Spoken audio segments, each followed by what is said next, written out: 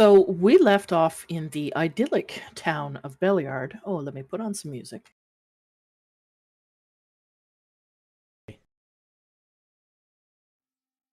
The group having traveled there after their victory, I guess, over the Fire Nation at Scarlet Moon Hall. You headed to town primarily to do some shopping. There's been much discussion about what direction to take next. Few ideas have been put forth. Several discussions had been had. Not a whole lot happened this session, other than you did come across a bard performing in the Watchful Night Inn in the center of Belliard.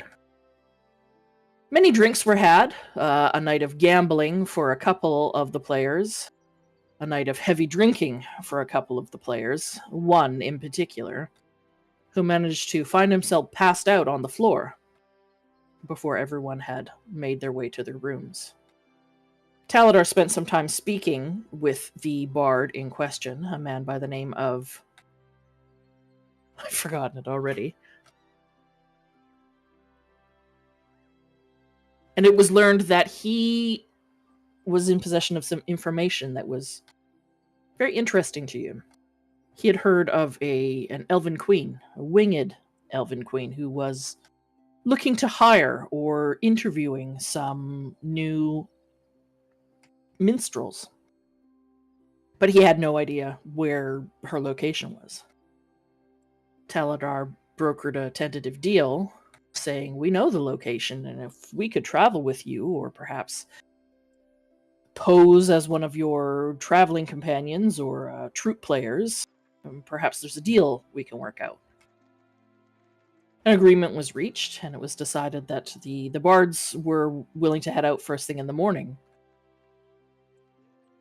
You, as a group, having some shopping to do, Taladar did tentatively agree to discuss it with them in the morning, when the best time would be to head out. With some heavy coin in some of your pockets, the time for shopping has come. Now, I posted a list of the majority of the items that can be found either at most of which can be found at the magic shop. Any mundane weapons that you might need can be found at the blacksmith. The same with any mundane armor that you might need can also be found there.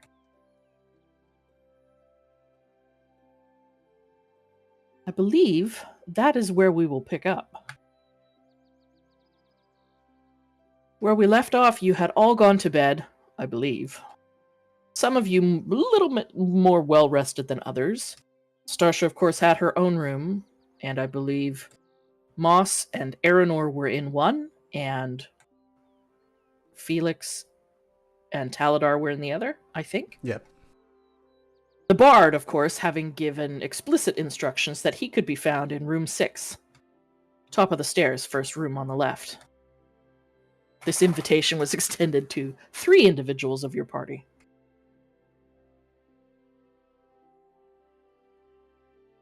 But the morning has come, and we, as of yet, don't know who might have taken him up on his invitation. So that's where we'll begin. I think we discussed Taladar and Starsha would both take a watch, just because we're not sure who's watching us, and we've made a bit of a name for ourselves, killing cultists. So we started the night with Taladar sitting at the end of the hallway, cross-legged on the floor with a sword in his lap, just watching and listening. Yes, because the 2 elves need the least amount of sleep. In fact, they need none. They need only 4 hours of trance, so they were going to split the evening between them. Nothing untoward happened in the middle of the night. Taladar, you do recall towards the end of your shift, a door down the hall at the top of the stairs opening, and an elven head poking out to look in either direction down the halls before sighing and closing the door behind him.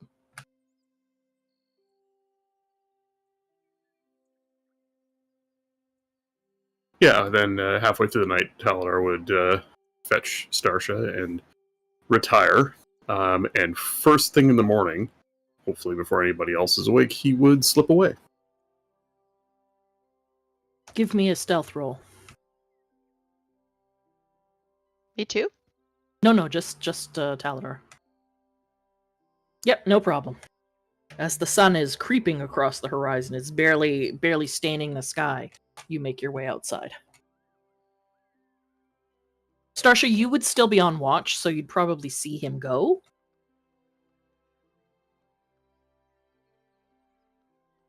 But I'll leave it up to you whether you want to question him. I do want to question him. Yeah, all right.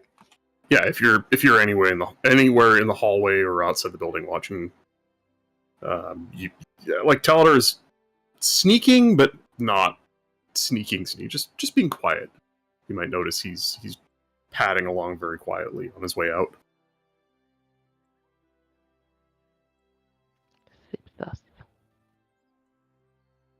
Where are you up to so late at night? Well, no, it's almost dawn. It's not late, it's early. That's late. That's even later than late. It's almost dawn. Nowhere nefarious, don't worry. I'm just getting a head start on a small purchase. I see. From the magic shop. I intend to buy something before anybody else lays eyes on it. The magic shop opens this early? No, but I'd like to be their first customer.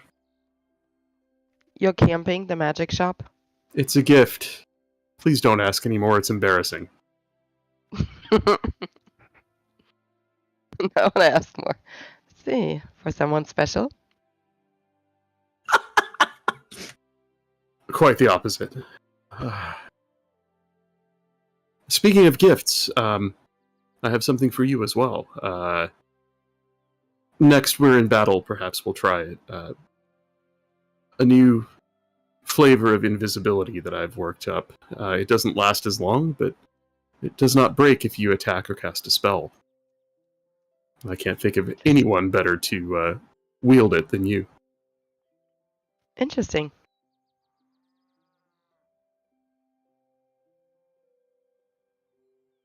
So if you don't intend to question him further, Taladar, you are free to make your way to camp out the magic shop.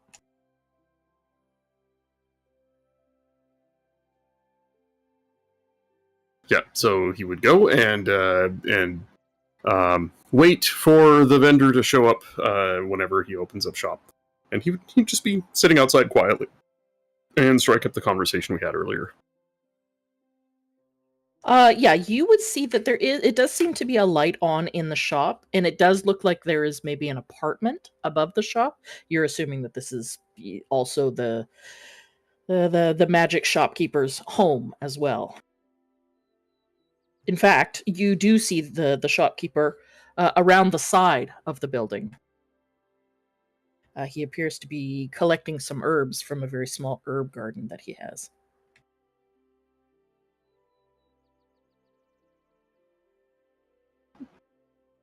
Pardon me. Oh, you scared the daylights out of me. What can I do for you? When are you opening up shop? Oh, well, I hadn't planned on it until the sun is well past the horizon. What's the hurry, son? I have interest in an item. I'm not sure if you have it, but if you do, I would like to purchase it before my friends arrive. Did you not get my flyer that I posted to the Discord application? I'm kidding.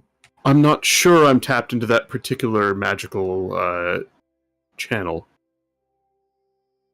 Yes, well, I have several items. I think his accent has changed. I don't remember. It's been a while. Yeah, I mean, I don't I don't want to RP any more of this because it leans into the secret thing that he wants to buy. So yeah, so I would say he would be willing to, you would tell him what it is that you want. He would tell you yes or no that he, whether or not he has it. You would come to the agreed upon price. You'll remove the gold from your inventory. Yep, all done. And then Taladar would just kind of mill about town, waiting for everybody else to show up. Yeah, the town is, it's quiet at this time of morning for sure. There's very few people up. You do see a lot of the farmers, especially those with cattle or sheep or whatever. They are up and at it already. They've probably been before the sun even thought about crossing the horizon. But slowly, the town begins to come awake. More and more people step out of doors and get about the business of their days. And before long, the magic shop, as well as the armorer, the blacksmith, and several other shops are open for business for the day. What are the rest of you doing?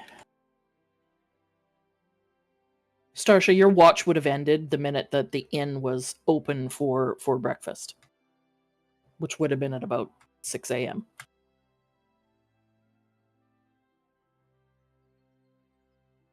She said BRB. Oh, okay. 2 minutes ago. She's getting snacks. I want to find out about this shield.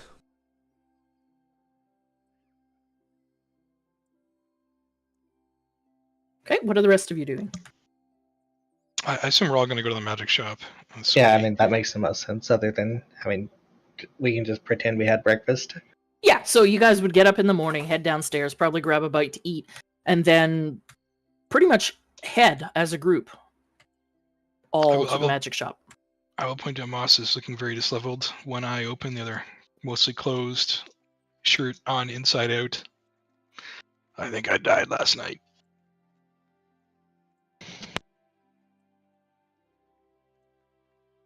As you exit the inn, there is a small sort of, seating area, patio area in front of the inn. You do see the bard and one of his companions there enjoying, coffee and perhaps a pastry. They give you a wave as you head by. So you all find yourself at the magic shop. The caretaker. Yes, come on in. Your friend said that you'd be stopping by. Happy to do business with any and all of you. What can I get for you? So yeah, posted in Discord is the list that I had posted or pinned earlier with all the various items on it. There's one item missing, but maybe don't mention that unless somebody asks specifically about it.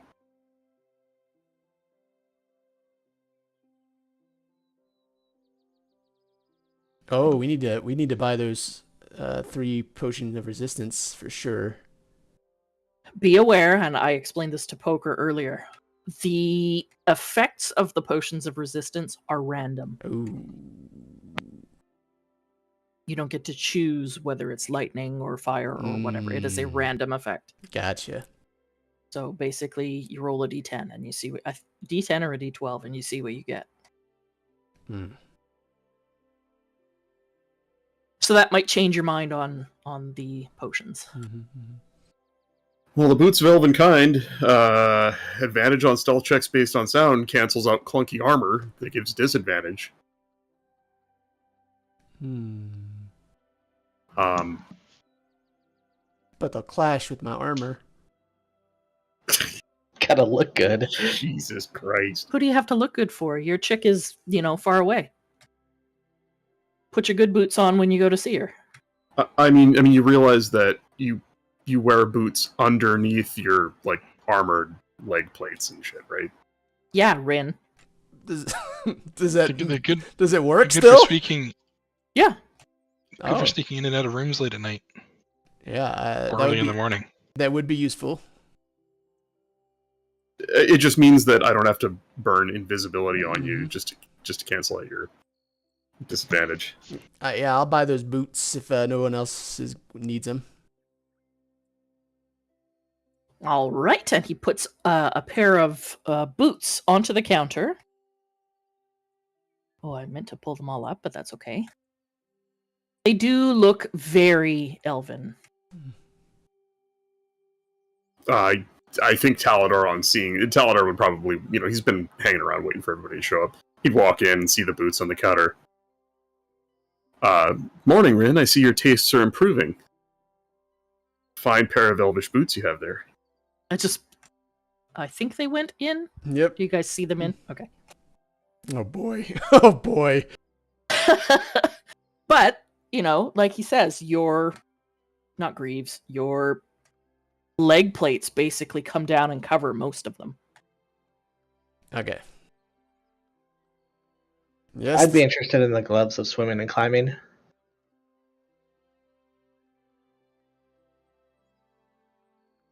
Moss kind of casts his eye over the deck of illusions in Luckstone. A pair of gloves are placed on the counter next to the boots. What was it that you were looking at, Bri? Maybe the deck of illusions in Luckstone. Well, probably Luckstone first, then deck of illusions. Ah, this item. And he pulls out a small box and places it on the counter. Only one item? Just hold on. I gotta pull up the picture of it. It's a wonderful item this is. Oh, that's cool. I would think that could be handy for any one of us. Yeah, it gives a +1 bonus to ability checks and saving throws. It does require attunement.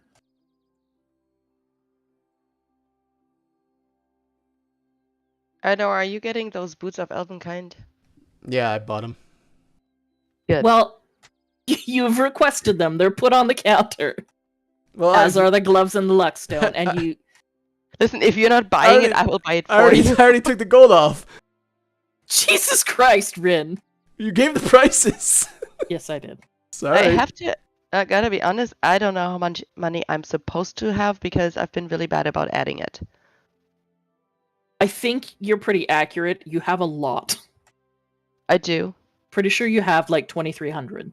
I think like the last few sessions I was confused about how much money we had been getting, so I have not added anything. Also, was I supposed to do a long rest? Yes, do a long rest.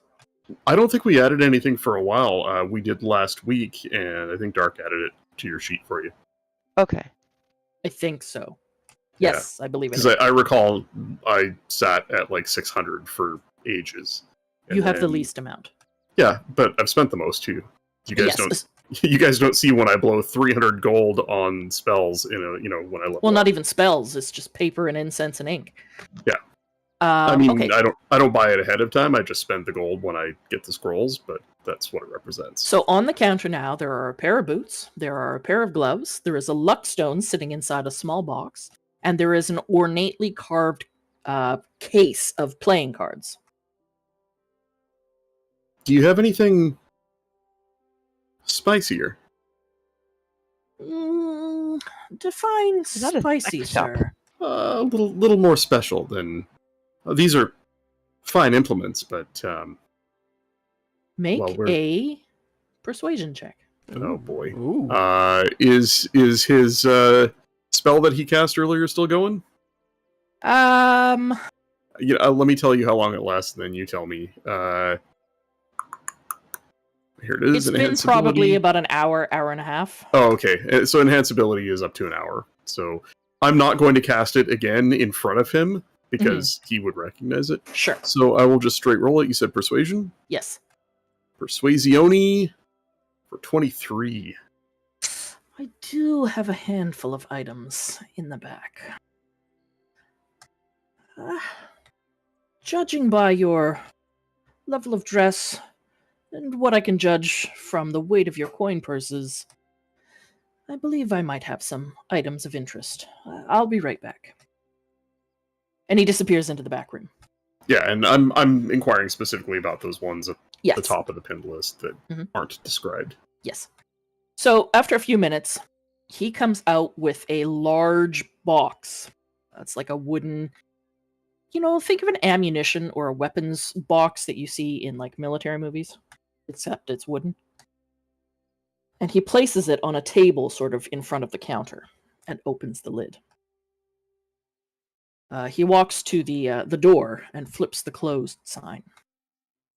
Now, some of these items have come to me through legitimate routes, and others, well, I do have several clients that procure items for me, and I don't always ask the most in-depth questions if the price is right.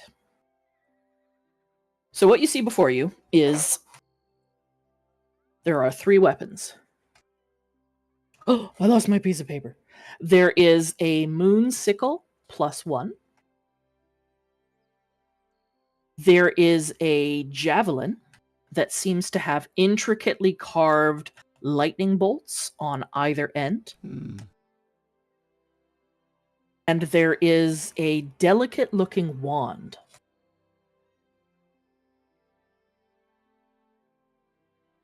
The other items in the chest, there is a large shield that has stylized arrows drawn almost as if heading for a bullseye in the center. There is a set of studded leather armor. And there is also an elaborately worked chain shirt.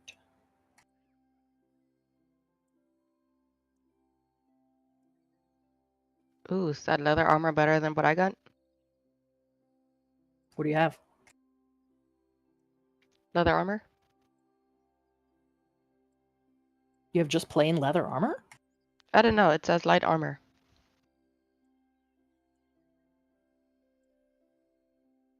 You'll have to look specifically at your item. No, that's your proficiencies you're looking at. It's going to be in your inventory, and it should have a tick box on the left of it,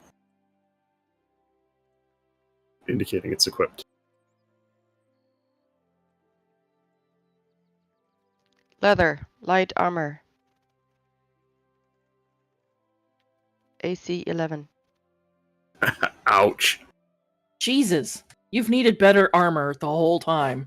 You know what, though? That's probably either what her character came with or could afford at true. Starting. It's what I was given. Yeah, it would have been what you started with. Yeah. But yes, you have proficiency. You'd be able to wear it. The chain is medium armor. I just need to get my piece of paper. I'll be right back. My question is, though, why is it, if it's just leather armor, why is it hidden in this box? Because it's presumably magic leather armor. Yeah, it's probably enchanted. Should I worry about using it? Yes. What? Wait, don't I have something identify magic or something? Wouldn't it tell me what it is? I mean, we could also just ask him. But yeah, if you have the identify spell, that would tell you what it is. I'm pretty sure I have something that identifies stuff.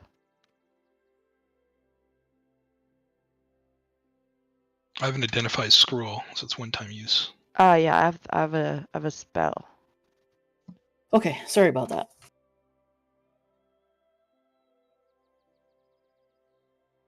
So it is. So if you have any questions, feel free to ask the shopkeeper.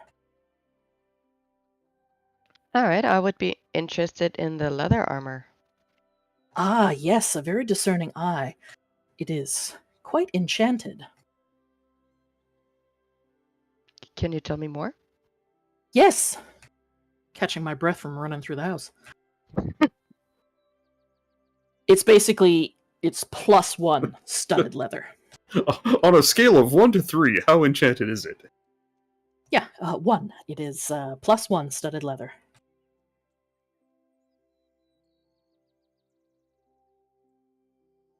This chainmail, and he holds it up, it is very stylized. There are waves, There are nautical motifs. This is mariner's armor.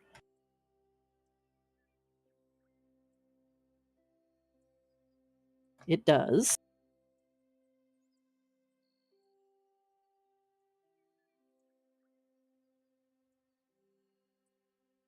a couple of things.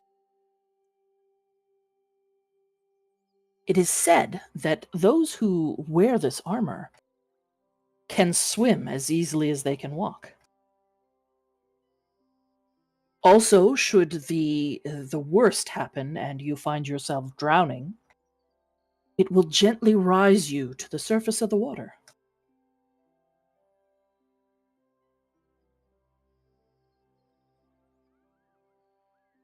What type of chain is it? Is it a chain shirt or is it chain mail?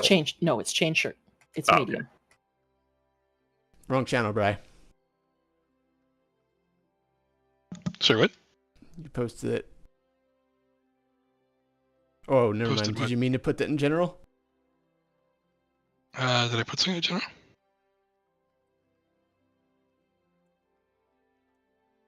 Yeah, 8 minutes ago you asked if he's going to show the back room. Oh,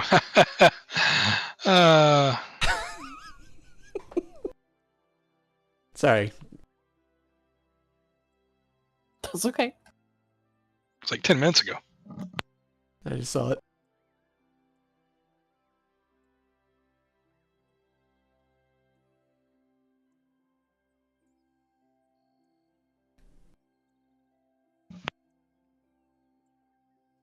You getting that armor, What about that Starship? wand? The wand. Ah, yes. Discerning eye you have. This wand, and he lifts it out, is a series of linked chains with a face or a head or a skull on the end. This is quite an impressive piece of magical marvel. It has several charges. You can use some of these charges to cast a couple of spells. I believe one will magically hold a person in place. Another, I believe, will magically hold a monster in place. In addition, it does seem to have some other capabilities, helping with being held in place or letting you escape from a difficult situation. This is known as a Wand of Binding. Is that the hold monster spell? Yes. Yeah, that's a higher level than what we can cast right now. That's goddamn. Yeah, that's pretty strong. Yeah, so it's got... it has 7 charges, of which you can expend however many and then recharges daily at dawn for you roll 1d6 plus 1 to see what you get back. As with almost all things that can be expended completely, if you expend the last charge, you got to roll a d20, and if you get a 1, it crumbles into nothing.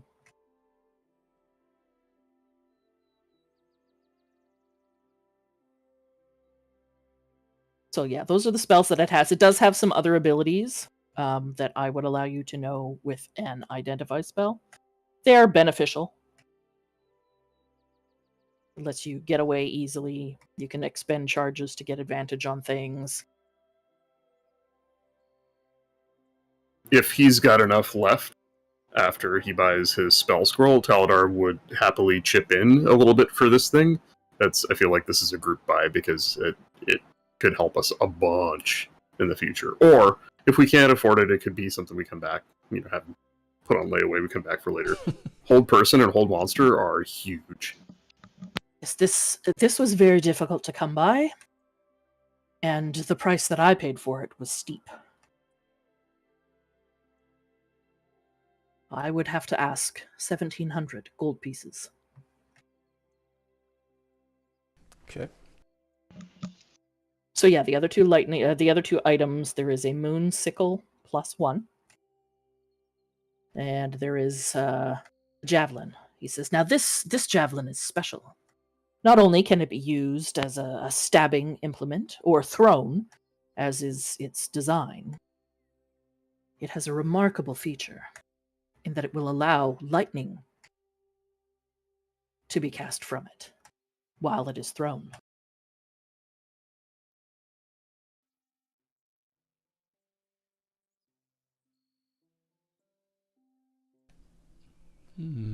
What about the shield? Ah, yes, of course. The shield.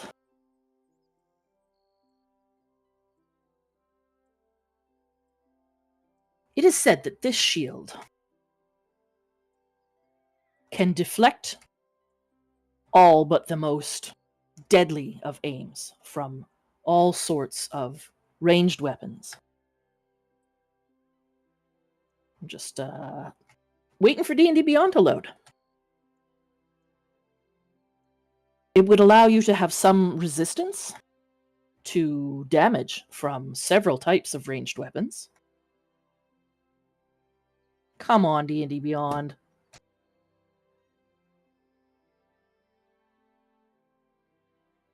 There we go.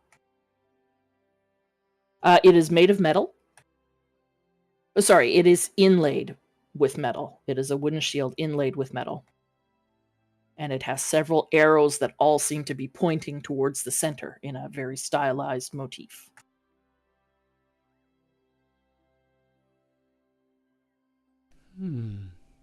What is the price of that shield? That shield is 1,100. It also requires attunement. Okay. Whenever a ranged weapon attack is made against any target within 10 feet of you, it will pull it to the shield. Ranged or ranged weapon attack? Ranged weapon attack. Got it. So crossbolts, darts, arrows, little bullets.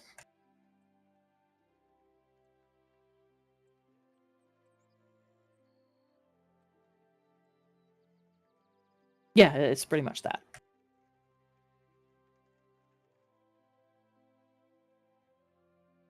So, like if Starsha or, Taladar, whoever is standing 10 feet to your side, like they don't even have to be right beside you, and they get targeted by a thrown weapon, a ranged weapon, whatever, your shield will take it. My goodness. Oh dear. Oh dear. What a conundrum. This entire time, Moss has just been eyeing and staring at the moonsicle in awe. Yes, my tall Kinda friend, I edging- see your edging eye closer. is drawn. It is I've heard of beautifully these. shaped. It gleams like silver. The handle appears to be made of, it's hard to tell, ivory or perhaps bone. The cost of this one, my tall friend, is 800 gold pieces.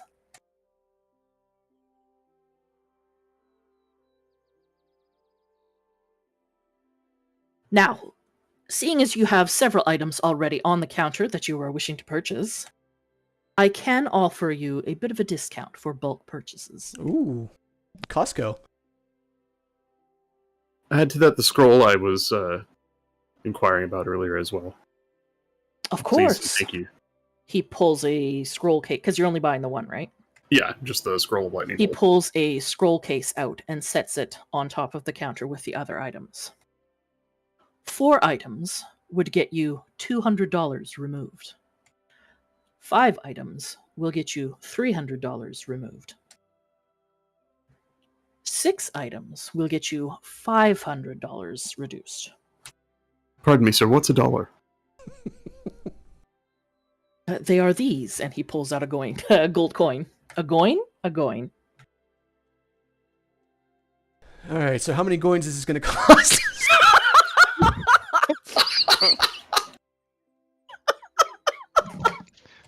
I think you misspoke. These are dollars. Amazing.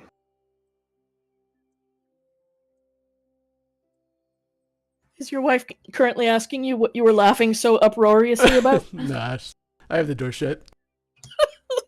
Oh my god. Okay, so totals for everything that is currently on the list. The gloves are... Oh, fuck. I don't have them in the price list. 300. So the gloves are 300. The boots, I think, are 250, 300. 500 for the boots. 500 for the boots. What else is on the counter there? Spell scroll. How much did I say that was? 300. Poker. I think you said 500 for third. I don't level. remember which one it is. So It's the third level. The third level is 500. Fourth level was 1,000. The third level was 500. yeah, So, it's 500. What else is up there? The deck of cards. 600. And what was the last item that you wanted up there? Luckstone. Luckstone's 700. Luckstone is 7. We should get all 3 of those greater healing potions, I think. I'm getting the armor. You want the... Which one is it? The Leather? studded leather armor? That sounds sexy.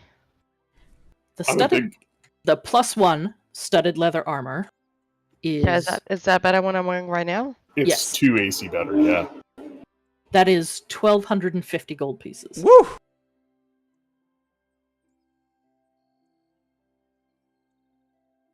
I have to change my subscription to platinum. I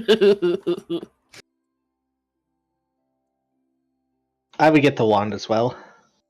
Yeah, that wand is huge. Yep. Yeah, the wand is... What did I just tell you? 1,700? Yeah, you said 17.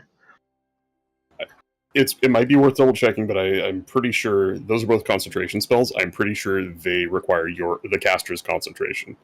So I mean, I would imagine. it's several free spells, but they do still, they don't stack.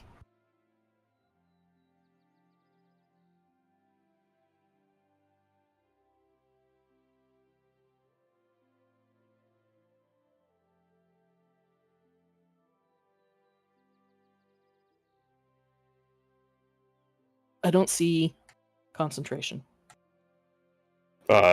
If they're proper spells, then if you hover over or click on the spells, they'll include that in their description. Yeah, it's their concentration. It makes sense. So Yeah. But I mean, Hold Monster is at least a 5th level spell. So being able to cast that even once a day is pretty big, and it works on literally anything in the game. That's free crit smites from our paladin. Okay, so based on everything that is on the counter, I don't know if anybody has a calculator running, or I can quickly do it.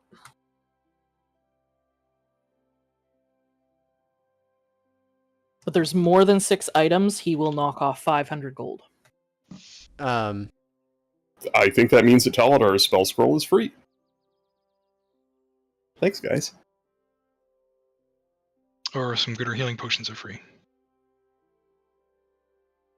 He would tell you, if you're going to buy everything that is currently on this counter, I will charge you for 1 greater healing potion, and I will throw in the rest for free.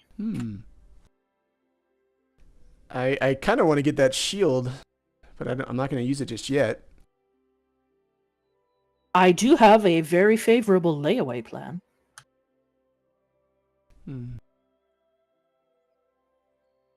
Recently, Deebs, when you have the +1 greatsword, you're really going to use a shield? Yeah.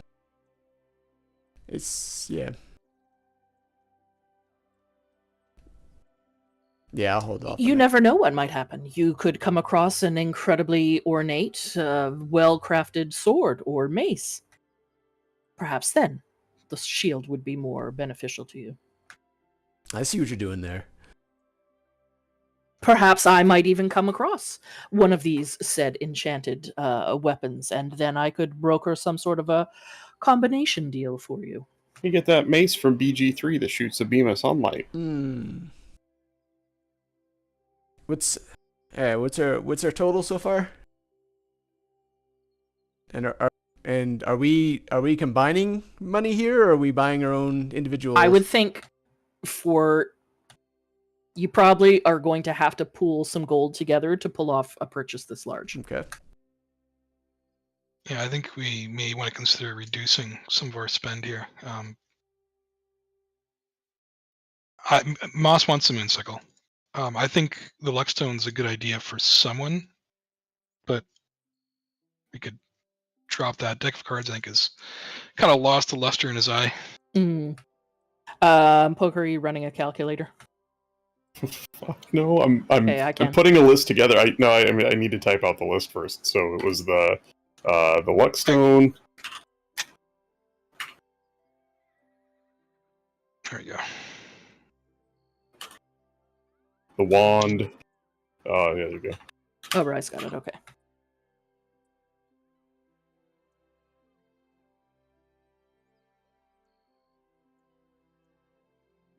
Woo! There's no gloves on that counter. I don't see gloves on the list. Where the gloves going to be bought? 300 gold Yeah, for gloves? Felix Yeah, I was getting them. Sorry about that.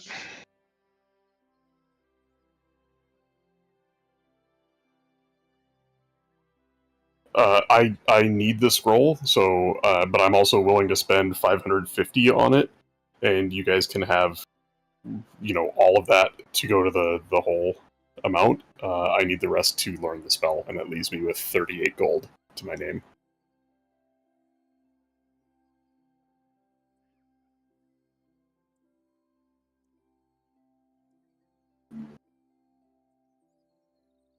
All right. What are thoughts on Luckstone and deck cards? Are those actually going to be useful, or I don't really have a great sense for these? I mean, +1 to all ability checks and saving throws is like anybody can use that. It's good for anybody and everybody. But it requires attunement, so Yeah, you have so to have a slot. if you got a slot open and no long-term plans, but the best thing about it is it can be shuffled to somebody else in the party at some point too. So you only have 3 slots for attunement. Correct. Okay. So it's a good party buy, and it's got good value long term. Yeah, things like the Luckstone, or even the Wand of Binding, which I don't think is attunable. It is attunement. Okay, they can be shuffled around. The Luckstone can literally go to anyone. The Wand of Binding can go to any caster. Yeah, same with like Cloak of Protection. Pearl of Power is good for any caster. Yeah. I'll probably finish this game with Cloak of Protection. It's a wear your entire campaign sort of item. And this one is as well. Like, unless you find something better than this, +1 to all checks and saves is huge. In combat, that's good for your grapples and breaking grapples. It's saving throws obviously in combat, and then out of combat, it's good for all of your ability checks. Well, Moss is definitely buying the moonsicle.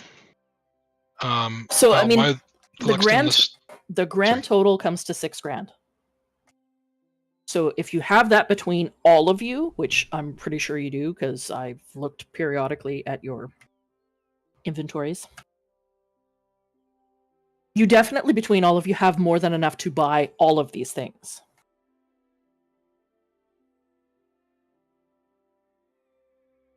Yeah, we should all have somewhere between 2,000 and 2,500 gold, probably. Mm-hmm. Except for poker. Except for poker and Bry, who's given. 16, yeah. Yeah, 1,600. Yes, armor for Starsha is relatively necessary. The boots are a great help to Aranor. I mean, a lot of these items are. The Luckstone is a really good thing. Healing potions, obviously, are very important.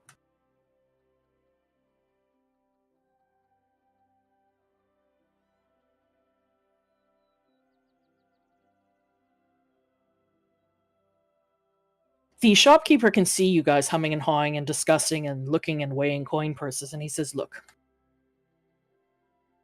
if you can, I would be willing to lower the price further by a further 1,000 gold. If you can promise me that any items that you come across, or any items that you currently have or are intending to purchase today, are no longer of use, if you would allow me to have first shot at buying them back at a small discount, I will lower the price by 1,000.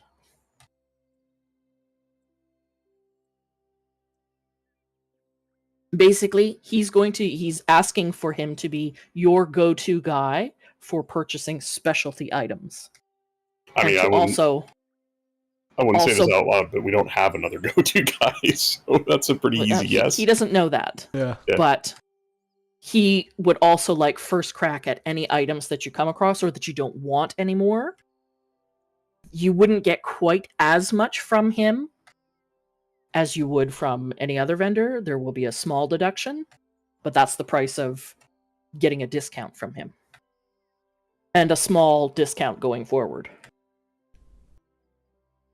That sounds like a good deal to me.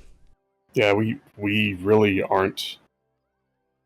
It's not like we're traveling far, and I plan on taking the rest of what I need off dead men's corpses. Speaking of which, do you have anybody you need rid of? He sort of looks at you a little bit goggle-eyed. No, not at the moment. All right. Well, if you do run across someone preferably distasteful and a burden on society that you'd rather not see again, let me know. He sort of looks to the paladin like, is this guy for real? I just kind of nod. Yep, that's why I said distasteful and a burden on society. Like, so 5,000 gold altogether. You guys are okay with that price and splitting up the items however you see fit. That will give you everything in the list that Bri typed out in Discord. Are you guys okay with me only putting in 550? I only have 738. Yes. I will put in 2,000. Here, I can put in 2,000 because I'm gonna take the wand and then the gloves, and then you guys can split because I probably have the most because I haven't bought anything. I believe you'll find Starsha has the most.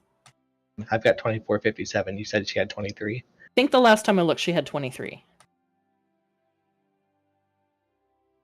Okay, right. So 2,000 from Lucid and 2,000 from Deebs puts you at 4. Another 550 from Taladar. Can I propose we sort out the split of the, because we need to put in 5,000, right? Yes. Can we figure out the mechanics? I mean, I'd just rather just do something like 1,000 each, although Taladar is the most offset, so the rest of us can cover that difference. I'll cover Taladar then. So I'll cover the 450 from Taladar. So okay, I'll give that works. So 1,000 each from everyone. 1,450 from me. But 1,450 from Deebs. Good. Everyone except for Poker and Deebs can remove 1,000 gold from your inventory and add the items that you have purchased. Lucid will get the gloves and the wand. Starsha will get her fancy armor. Bri will get the Luckstone and the Moonsicle. Well, Luckstone will... we'll come back to that. Okay, go ahead. Keep on going. I mean, for now, that's what she'll take. Taladar will get his spell scroll. Aranor will get his Boots of Elvenkind. And the healing potions, you guys can decide whenever.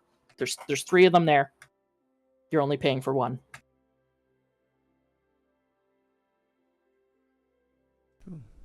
Oh, what level of Moonsicle is this? I assume +1? It's +1. And Dark, I'm assuming we're probably not going to combat today, so I'm just going to go ahead and learn the spell now, but I won't prepare it till at least tomorrow. Well, my friends, ladies and gentlemen, that was a fair bit of bargaining. I hope you are all happy with your purchases, and I look forward to doing business with you in the future.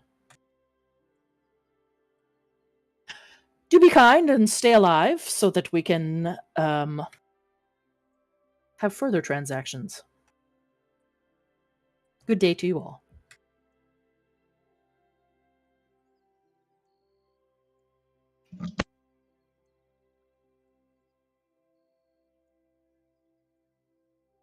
The rest of the day is now yours to do with as you will. As you all step out of the shop, you see a familiar bard heading in your direction. Ah, my friend's doing a bit of shopping. Always a good idea before a travel. So tell me, I am assuming my friend here has spoken to you. I believe he did. The plan is still set, yes? We will be traveling together?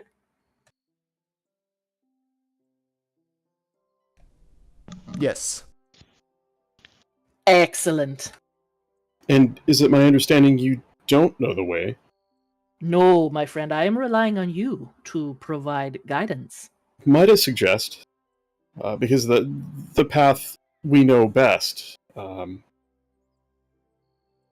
and he'll glance in Aranor's direction, does lead us past a certain tower, recently staffed with friends of ours. We could perhaps stay a night there. I think beds for you and your friends would be an easy fetch for a song or two. But of course, that is how I always pay my way. Well, it is one of the ways I am willing to pay my way. I hope none here have fear of heights, because it is quite the fall to the canyon floor. However, I can assist with that. I could get us to the floor of the canyon magically, perhaps fly a few of us there directly. Well, that would be wonderful. Although you see one of his companions seems to turn a little green at the prospect. But as we travel, we should sort out who is doing what in this troupe of entertainers. And he kind of... Maybe we should discuss this over breakfast. You ate breakfast already. We ate breakfast already? I mean, why stop at one, though? We've had one breakfast, yes. Second breakfast. My friends, we can walk and talk, no? We will need to retrieve our mounts from the stable. Is that where your mounts are found also? I will summon my mount. You will do what now, excuse me? You what?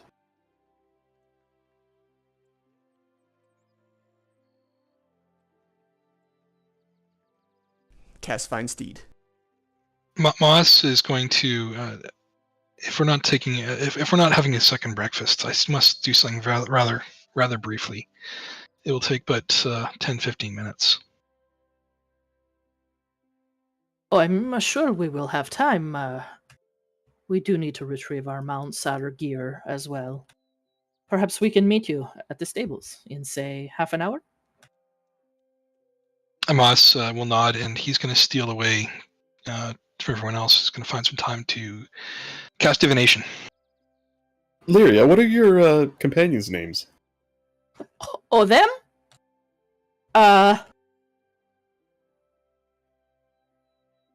This is Maxwell Thorne. That is the fellow who was looking rather green.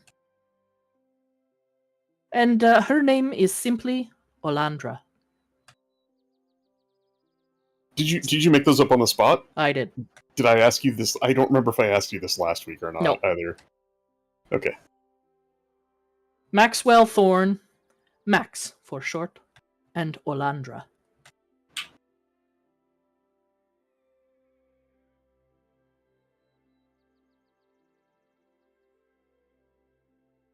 And they're both human?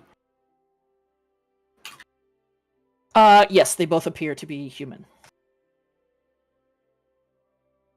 Olandra stands out a little bit. She is completely bald, and she is very, very dark-skinned.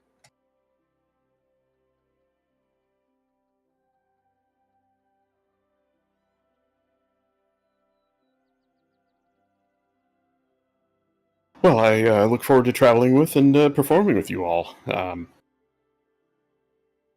as it were.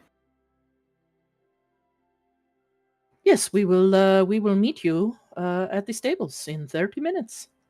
And as soon as they begin to move away, Taladar turns, and the pleasant look on his face just drops, and he lets out a long sigh. This is going to be exhausting.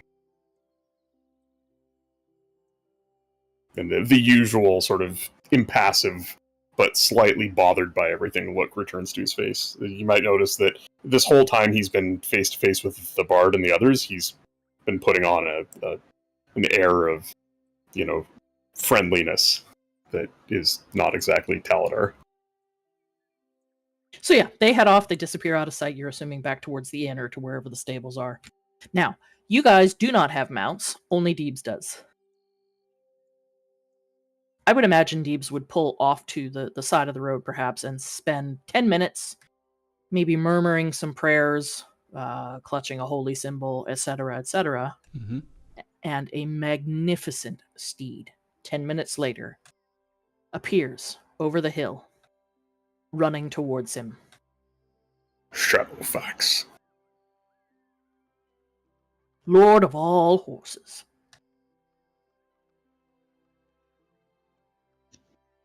What is this horse's name, Deebs?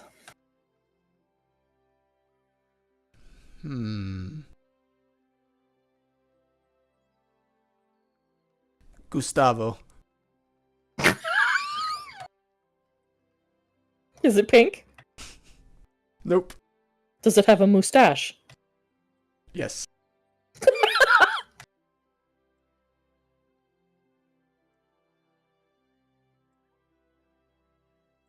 So yes, this magnificent horse in complete with barding and accoutrement, as decked out as any knight's noble steed should be, in gleaming golds and silvers, the barding matching, of course, Deeb's order, which I think are blues and golds. Mm-hmm. His name is Gustavo. Now, this town does have several horses available for purchase, for rent. It's a bit of a trade hub for livestock of all kinds. So there are horses available for purchase or for rent.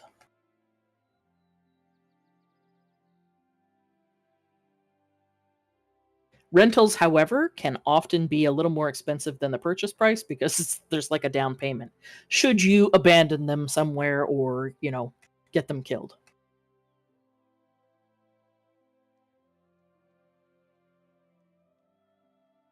If we're traveling with people that are mounted, does that mean we're obliged to also mount up or not be able to keep up? Kind of.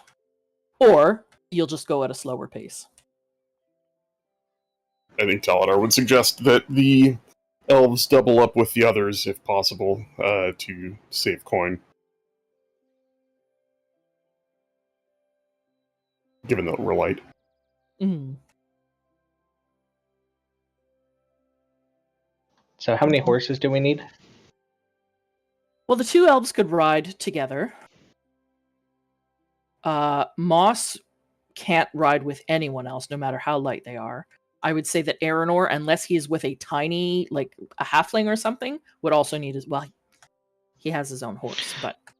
So, Moss can become a horse for 3 hours,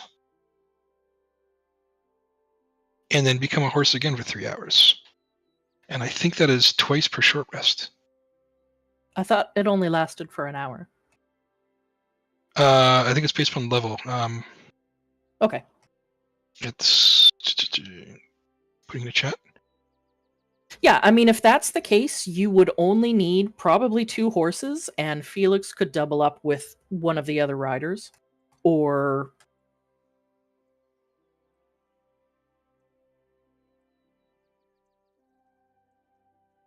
Oh yeah, so 6 hours a day on 2 wild shapes? Mm-hmm. Well, no, 12 hours a day. Oh, you can do it 3 times? I can do it twice, and I can take a short rest for half an hour, and then do twice more, I think. Once more. I think Well, you you only only get 1 wild shade slot back.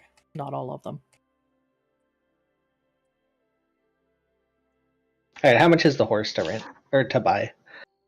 To buy, a horse will be 20 gold pieces. Oh my goodness. I'll buy the horse. One of the done good it all ones this that I time. saw from last time. We're gonna just bought him. Oh man. He has a mustache. Yeah, so Felix, you get a nice dappled gray with a black mane. Quite spirited. She's a fast runner. Her name is Blossom. Well, she's your horse. You can call her whatever you want. Does anyone else want to purchase a horse? So there's 20 gold? Please. They're 20 gold. There are 2 massive Clydesdale type draft horses in this stable. Still 20 gold? Mhm. It's cheap for Clydesdale. They might not be able to run as fast as good old Blossom there, but they will last you the whole day should you not wish to transform. I mean, these we'd be leaving these mounts with the knights, with Savra's knights. Yeah, they can be sold. Like the knights could buy them. You can sell them. Yeah. You don't have to keep them. You know what I mean? Yeah, and in fact, they may be in need of ground mounts if some of their winged mounts have disappeared. Okay, so yeah. Aranor and Felix have a mount. Moss, are you buying the Clydesdale? Just say yes. Okay, this Clydesdale's name is Buttercup. Starsha, are you buying your own horse? Yes, please. Okay, you get a sleek black stallion, whose name, of course, is Midnight. Perfect. Taladar, are you buying a horse? Yes, Taladar will buy the horse, leaving him with 18 gold pieces. Because Lyria will say, "Oh, you can, of course, ride with me, my friend, if you Taladar will choose." buy the horse. A shame. You get, she's a bit of a dun mare. Her name is just Apples. Apples? She's like a dark, she's like a caramel color with a blonde sort of mane. And her name is Apples.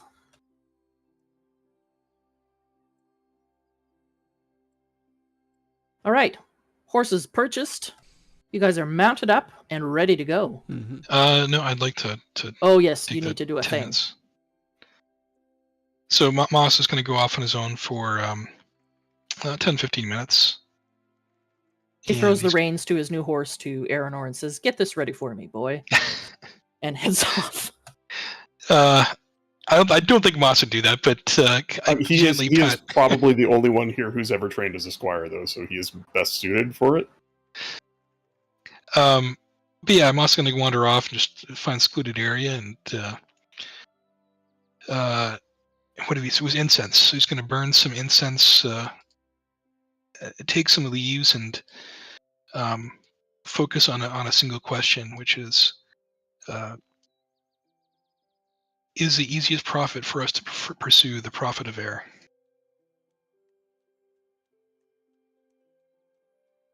Or however I fucking worded it last time. I mean, pursue is an ambiguous word. So you would get. Are we gonna? back- Like I said, are we gonna have the least difficulty?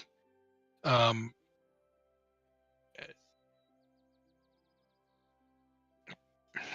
don't know exactly what I said last time. Are we gonna have the least difficulty going after the or trying to eliminate the profit of air? Is that exactly how you're wording it? Are you gonna hold me to this exactly how I did last time? Yes, it is very specific, this spell. Ah, god damn it. All right, then Moss will hold off until we take a short rest. Okay. You're killing me, Dark. You can think about it while we're riding. No, I'm gonna go back and rewatch the video so I know exactly what I said. Oh, Jesus. All right. Sorry, Starsha, I didn't see your message. I don't really look at Discord. Oh my god. Oh god, that horse! Put it out of its misery. Moss is going to take a moment, and while they start riding, which is almost I did not actually plan this, but I had it there anyways.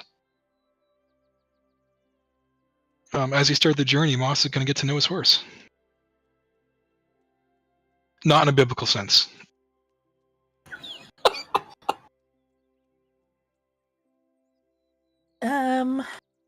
Is your horse smarter than 4? I don't think so. I think horses are dumb.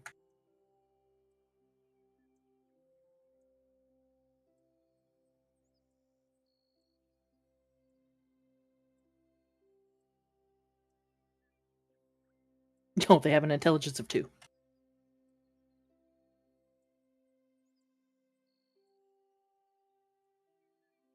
Yeah, so yeah, you get some basic emotions and concepts while riding.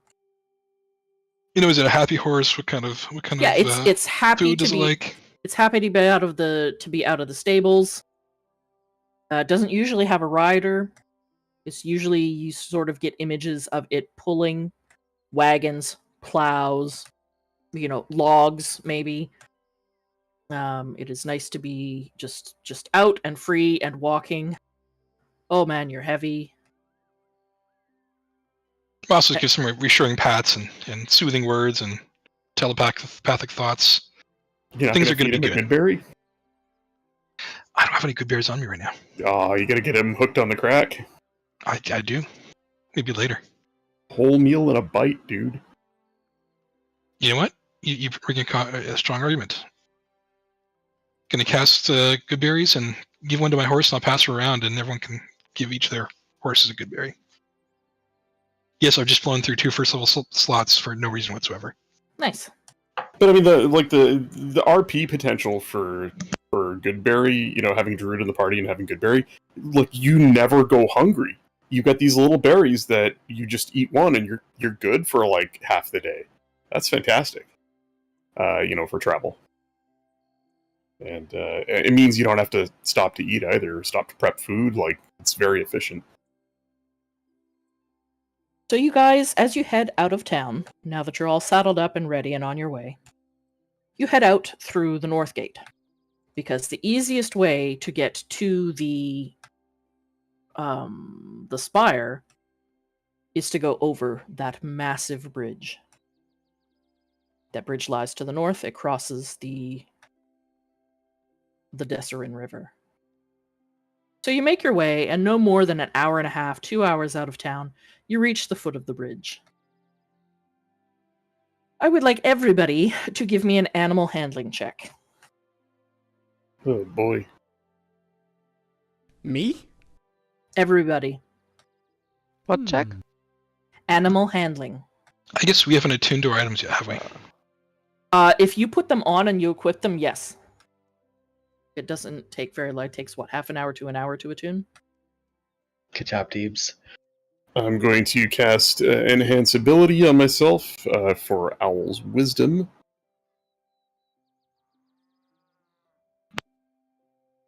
$14. Okay. Moss, Taladar, and Starsha, you guys have no issue getting your horses up and moving onto this massive bridge. Remember that this bridge is incredibly tall. It is solidly built. It is dwarven built. It is wide enough for you to have 2 horses walk side by side, with some room to spare on either side. However, there is no railing.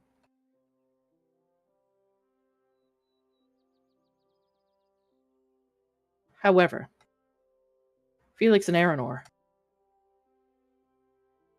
even though your steed is summoned and is almost a part of you, it balks at heading up this bridge. Felix, you have quite a spirited mare, and she pulls up short. She is having no part in getting up and over this bridge.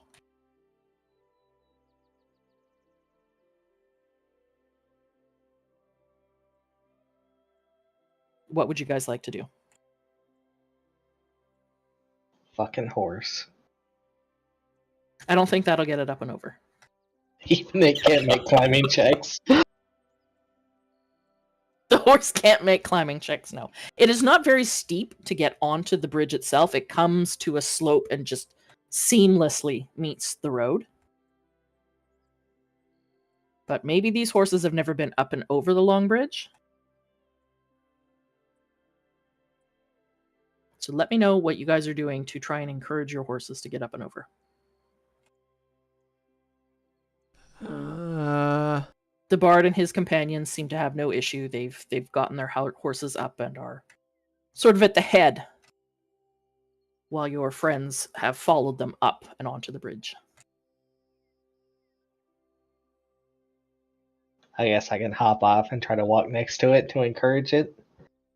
Okay, give me another animal handling check. I'm gonna boot this fucker off the bridge. Yep, that's Um, enough. I'm gonna try and telepathically communicate Because you're bonded with it, okay? Yeah, What are you try- communicating? to be calm. It'll be fine. We'll make it across safely. Look, Gustavo, we gotta do this. Right. So yeah, you see Felix manage to coax his horse up and begins to get onto the bridge. Look, you're embarrassing me in front of my friends. You're a summoned steed. You're better than this. Look at you. Make another animal handling check. Oh boy. Oh god. Gustavo does not appreciate the tone that you've taken with him. Underlay. is now- Underlay. He is now stubbornly refusing to move in any direction. You will have to think of something else.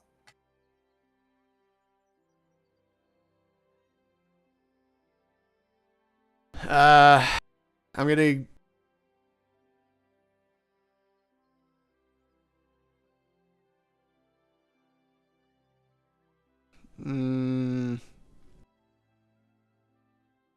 You could attempt to bribe him with food. You could attempt to speak to him again, perhaps rolling some persuasion, which would maybe give you an advantage on an animal handling check. You could argue with him. You could attempt to dismiss him and resummon him Yeah. while you were on the bridge. Like, there's lots of options. I'm gonna try and persuade. Okay. Come on, Come on, Gustavo. We can make it. Come on. Okay. Roll me a persuasion.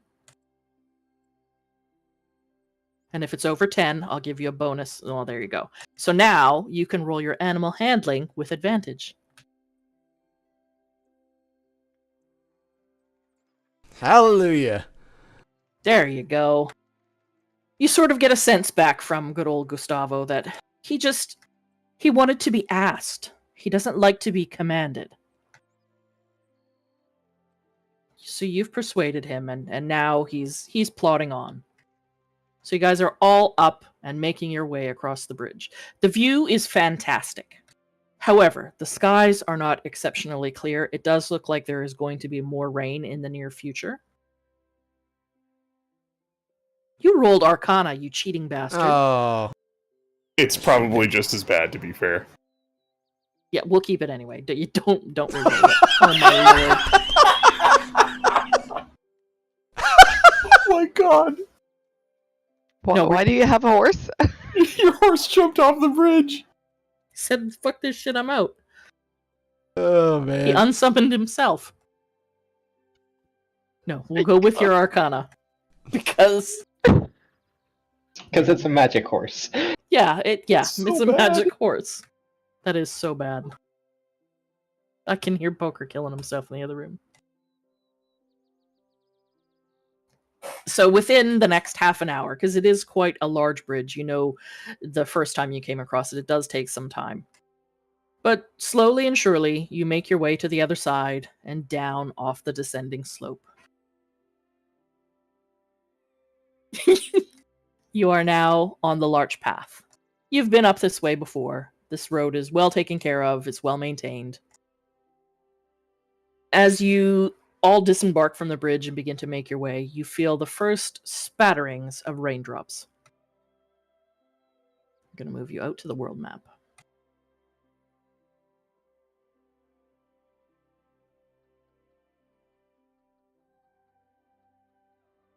So you've left Belliard.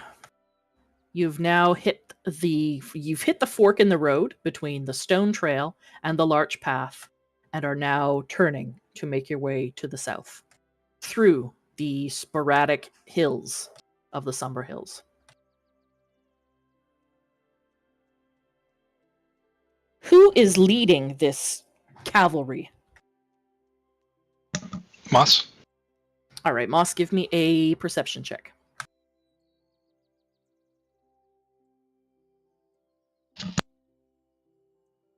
The road looks to be in good shape. You do see a handful of travelers that look like they're probably heading...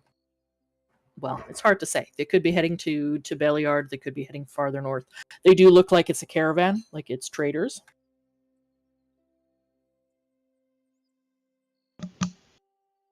Tomas points to the group. Anyone have any gold left? It's 3 wagons pulled by two horses each. There seems to be a great deal of riders mounted on their own horses accompanying this caravan. Fear of being ambushed or waylaid by bandits or cultists.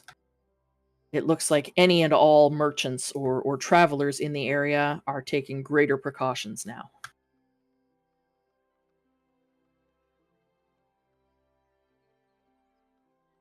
Do they have any specific logos or anything? As the caravan approaches, make a perception check. Lucid or Moss? Lucid. No.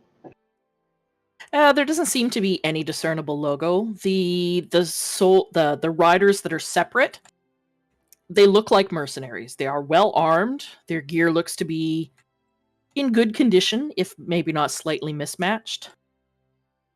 They all give you a nod or a wave as they begin to pass you on the road.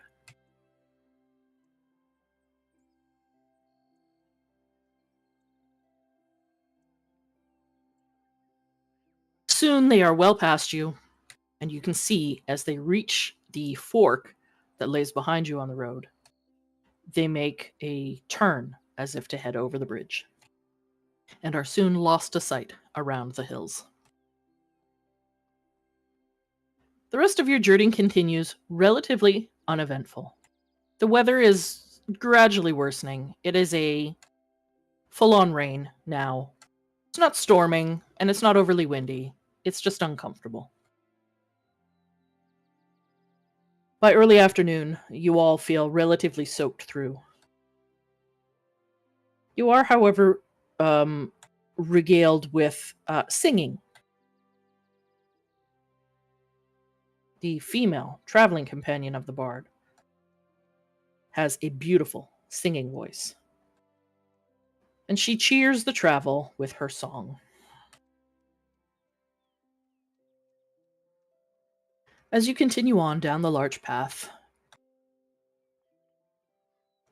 it is beginning to slip towards evening, and you realize that while you do travel much faster on horse, you will not likely make Feathergale Spire before nightfall, and travel through these foothills is treacherous at night.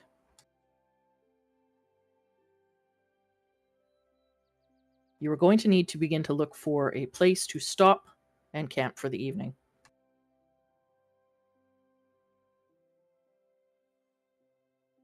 I would say Moss and one other. Give me survival checks. Sorry, my headset literally cut out when you said Moss, and I don't know what you said after that. Oh, I was just saying Moss and one other. I need survival checks. Not me. Who's got decent survival? Starsha, roll a survival check. Ew. Using her motherly instinct. There it is. It's dead. Yeah, she's like, everything is wet. We can't stop here. That's why her dog shit There's all over. there's dog shit everywhere. Dog shit everywhere. Moss, on the other hand, you spot an elevated area. It doesn't lead up a large hill, but it's sort of small, almost like steps, I guess. A little to the south of the path, and you lead your companions there, knowing that the ground will be a little higher. It's farther away from any streams or brooks. You think it'll be a good place to camp. Is it still raining outside? It is. Well, collect some water.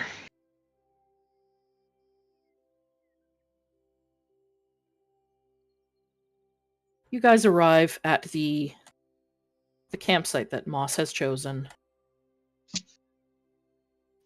The rain is let up. It is just sprinkling now. And it does look like there might be some clearing as night falls. So things will dry out. Moss will Druidcraft, is there any more rain expected? Not in the next 24 hours. So you all set up camp. The druids, pitching whatever tents, bedrolls they have, hobbling the horses.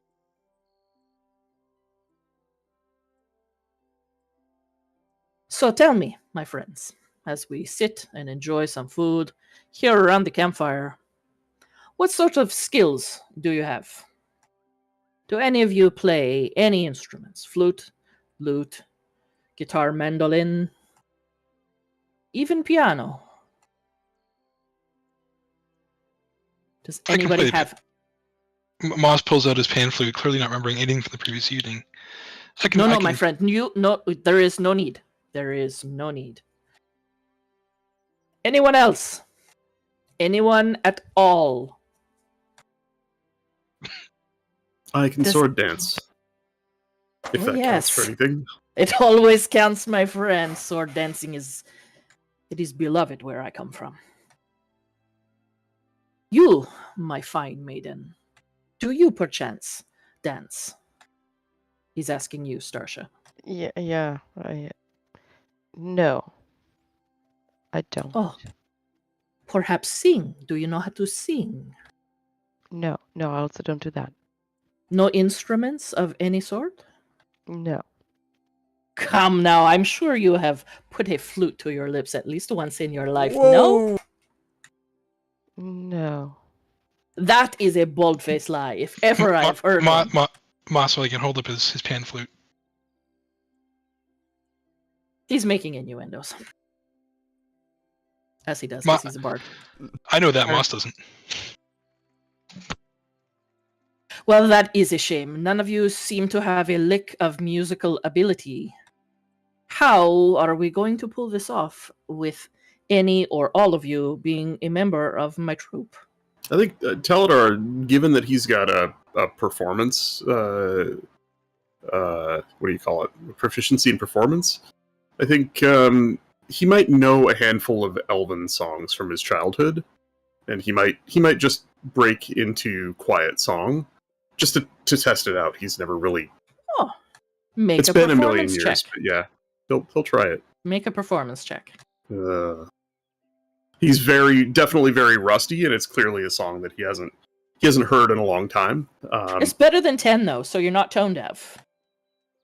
It appears you can carry a tune, and it is not in a bucket, my friend. This is promising. Come, can some of you do even tumbling, juggling, or any other sort of performance? I'll try and sing. Oh, well, I'm expecting a rich baritone. Let's hear it. Go ahead and make a performance check.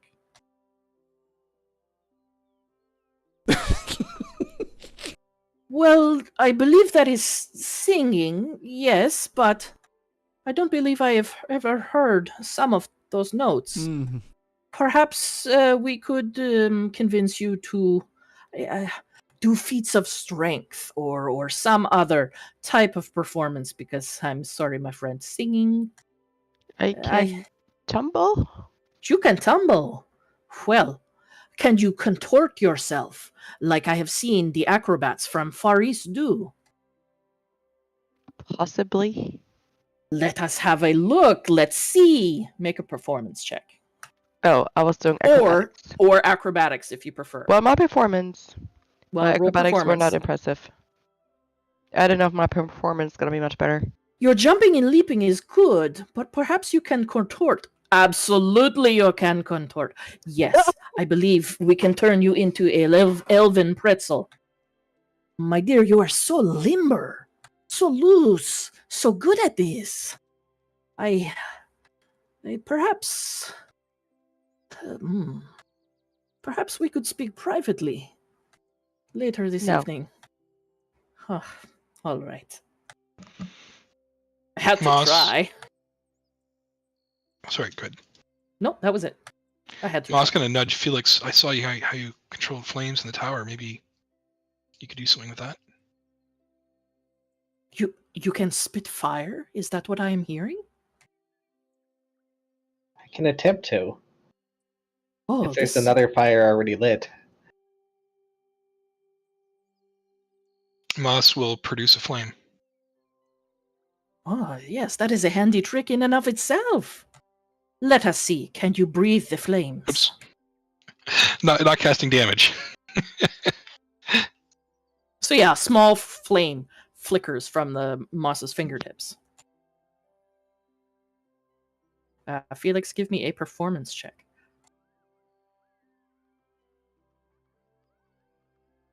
You inhale and go to take a deep breath to blow this into a massive flame. Unfortunately, as you take a big deep breath, you suck a bit of flame back, and you have now scorched your eyebrows. Hold on. We usually need to prep for this. And Moss will put his hand on Felix's shoulder. It's try again and whisper, swing. Just too low to hear. And is the word guidance? Are you whispering? The word is guidance. Try again. Yes, my friend. Try again. Towards Moss.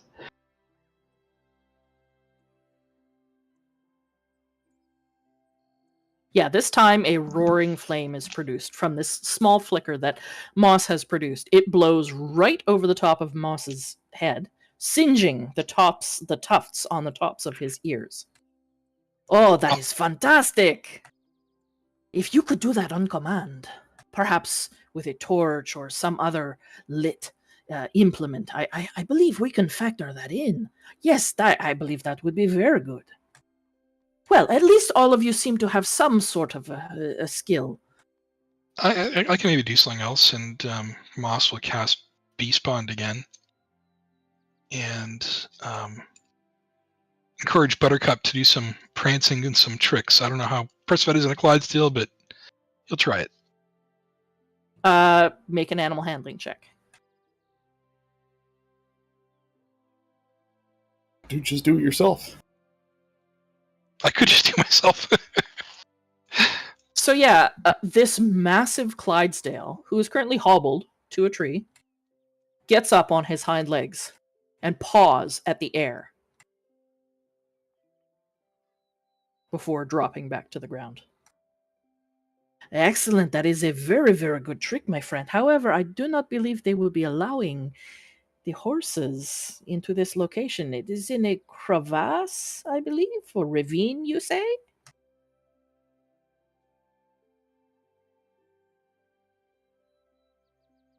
We will find something for you to do, my tall friend. Moss sighs. He will wild shape into a great warhorse and try the same trick. Okay. Casting himself. Yeah, I would make a performance check.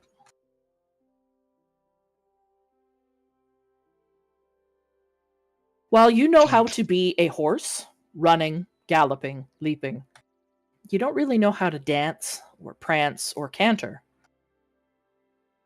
So it does come off like a man in a horse suit. Maybe like two men in a horse suit? No, just one. You're pretty big.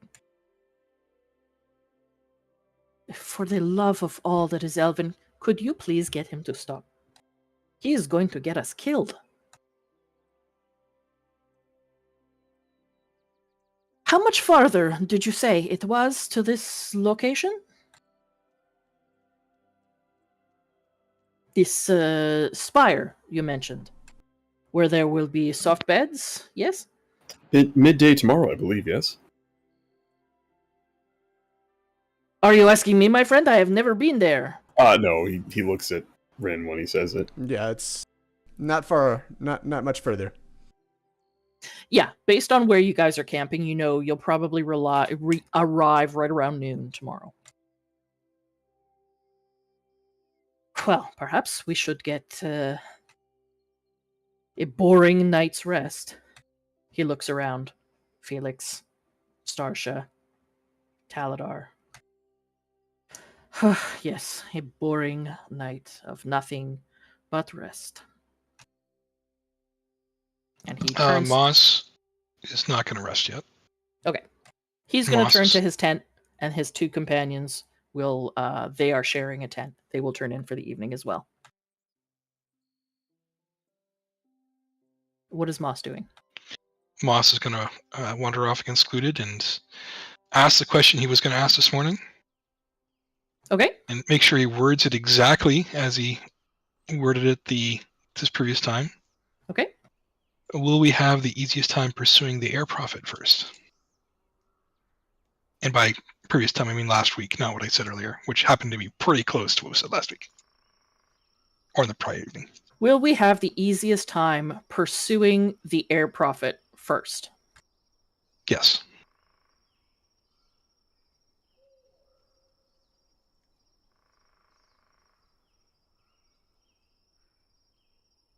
After a minute or two, you get an image in your mind. It's like looking down on the land from far above.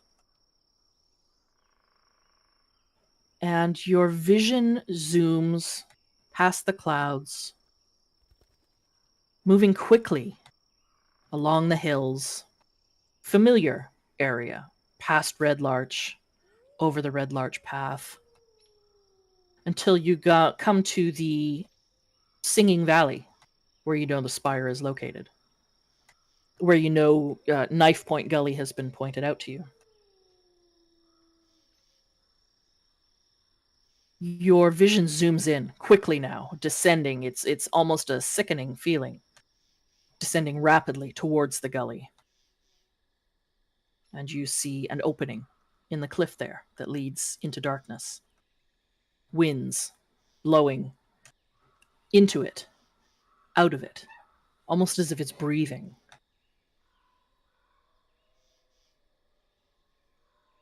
And that's all you get.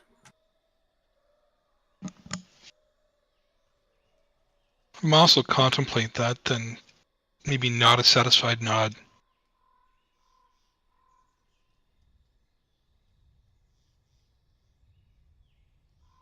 Are you guys setting a watch tonight?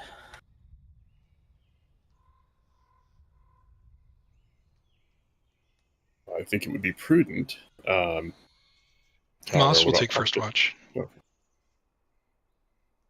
Taladar will offer to take second, but he'll be alert while Moss is on his watch as well. Just okay. Transcribing a spell. Mm-hmm. Who will take third watch? I'll take it. Starsha will take third watch. You guys settle in for the evening into your various bedrolls, into whatever tents you might happen to have. The sky is clearing. There's patchy clouds, but you can see stars between. It is calm. There is a slight breeze. The fire is burning low. It's quite comfortable. Moss, as you are on first watch, give me a perception check. Before I do that, Moss is going to pull out his pan flute while everyone is off sleeping. God damn it. And just, quietly try playing to himself. Give me a performance check. It was his grandfather that taught him to play, and him playing so poorly has upset him. Wow. He's about to get even more upset. Shakes his head, sadness. From one of the tents, one of the traveling companions of the bard. Stop! Please. I can take no such further affronts to music as that cacophony that you continue to play with. For the sake of all of our ears, I beg you, cease. Let us at least get the remainder of the evening rest. And he returns to his tent. Moss is going to Druidcraft a skunk in that vicinity. So does That's Moss sent put to the us. pan flute down? Moss does put the pan flute down. I'm But gonna it does- cast catapult and launch that fucker 100 feet away. Yeet. Okay. Your And pan then go flute. back to bed. Your pan flute goes sailing off into the distance.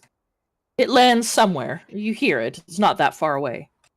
Somewhere in the darkness.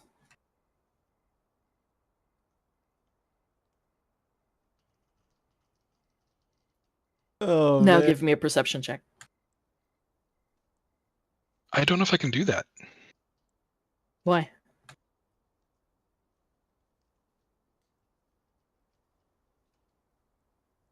I don't have any torches left. Oh, you're night blind, aren't you? There's light around the fire. 100 feet away, though? How far did that pan flute go? Moss, give me a perception check. Fine.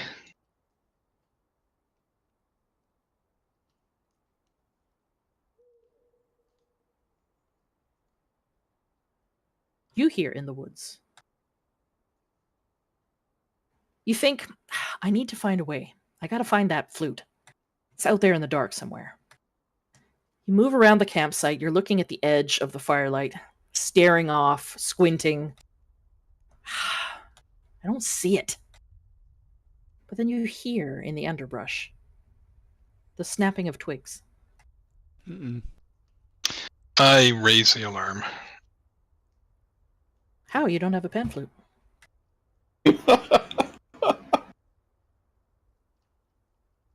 You raise the alarm. Are you shouting to wake everyone up? Yeah, I'm going to produce flame to see. Actually, if I can produce flame, of course I can see in the dark. I produce flame to see what's out there. Produce flame creates just a small flame, so you wouldn't be able to see too far beyond, I think, 20 feet. Bright flight 10 feet and yeah, bright light 10 feet and dim light additional 10 feet. Yeah, so, 20 feet around you can see. I am going to move you to a map. Is Taladar? I guess Taladar would have heard the alarm. He's just studying at this point. Can he help out? Yes, everyone I would imagine has come awake. The bard. What in the love of God is going on out there? We need to sleep. My friends, please. Something's out there. We have There's visitors. always things out there. I hear them. There's wolves. Oh, I didn't realize you're comfortable with wolves coming into your tent at night. Forgive me. Taladar's going to knock an arrow, cast light on it, and fire it in that direction. In the direction that the pan flute went? In the direction of he'll ask Moss, which way is it and how far?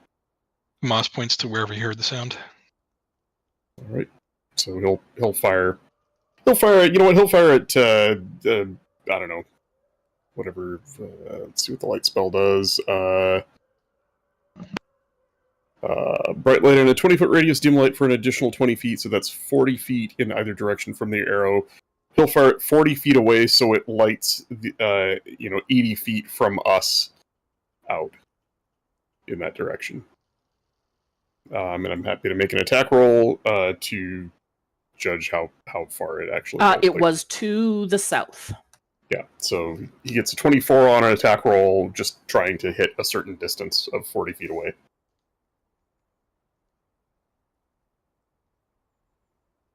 So the arrow's going to land right around here. Lighting up the area. In this light, you can now see individuals approaching. About like that. Okay. You can see individuals approaching.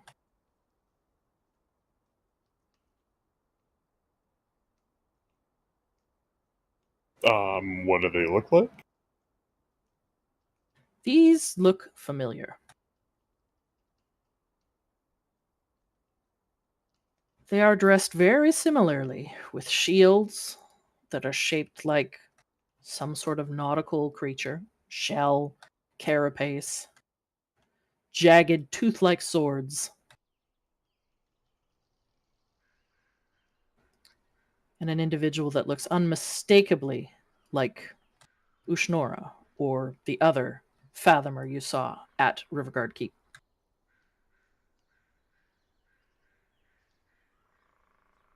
Oh, good. Taladar is going to shout towards them. You approach the camp of those who slayed Ushnora and the others at Riverguard Keep. Proceed at your own peril, my friends. My blade thirsts for you. At that, I'm going to need everybody to click their character and roll initiative. Because Taladar is the true villain of this story, and he loves to monologue.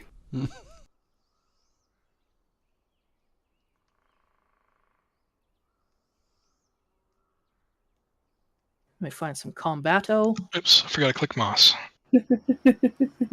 Moss got 11. Okay. Damn, Marinor's sleepy. 0. Oh, and a natural 20. That's awesome.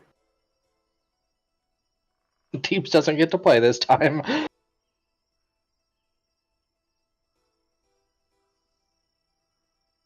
This other individual who is with you is the bard who has emerged from his tent.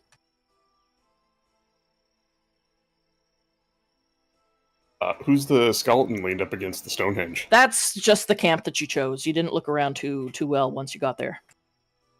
I didn't want to use the same maps I always use. Didn't Moss get like a natural 20 on a survival check? Yep. 27 with my bonus. He was looking for a good place to camp, not whether it had been used previously. Silly Moss. Oh, come on. Moss, I don't have your roll. 11. I forgot to click my guy. Okay.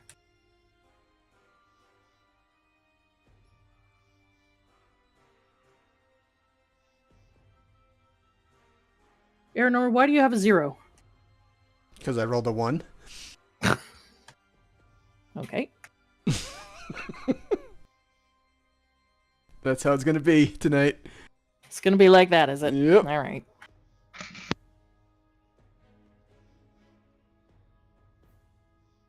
Okay, well, I can get these other guys rolled.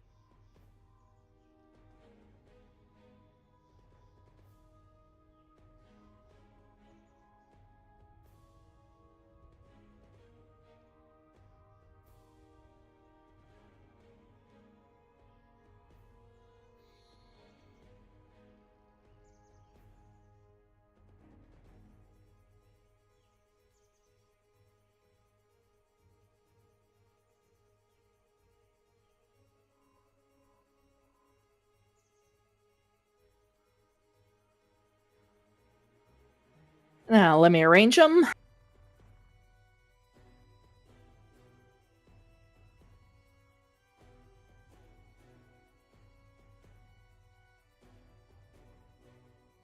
All right. You are all summoned awake by Moss's loud bellow, followed by a lit arrow flying through the night sky, landing to the south of you, illuminating 3 individuals as they attempted to quietly approach your camp.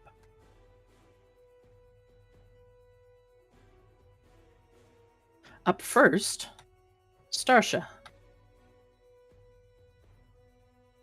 Oh boy. You have seen these guys before. Guys just like them back at Riverguard Keep.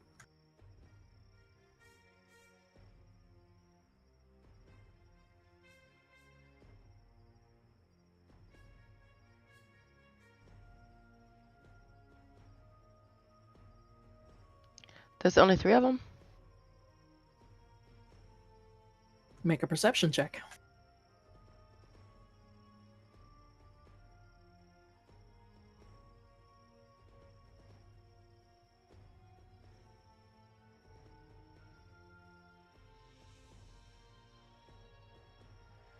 You can clearly see 3 individuals to the south, but you get a tingling sense in the back of your neck. causing you to look to the north, where, unbeknownst to those who were looking south, you see 3 other individuals. Oh, goody.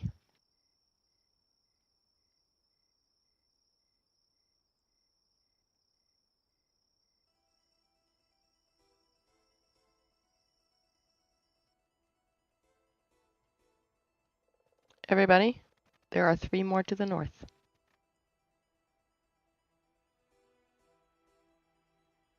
Good, we need the XP. That's not how I do XP. Careful, they're going to be tougher than those boars we were after.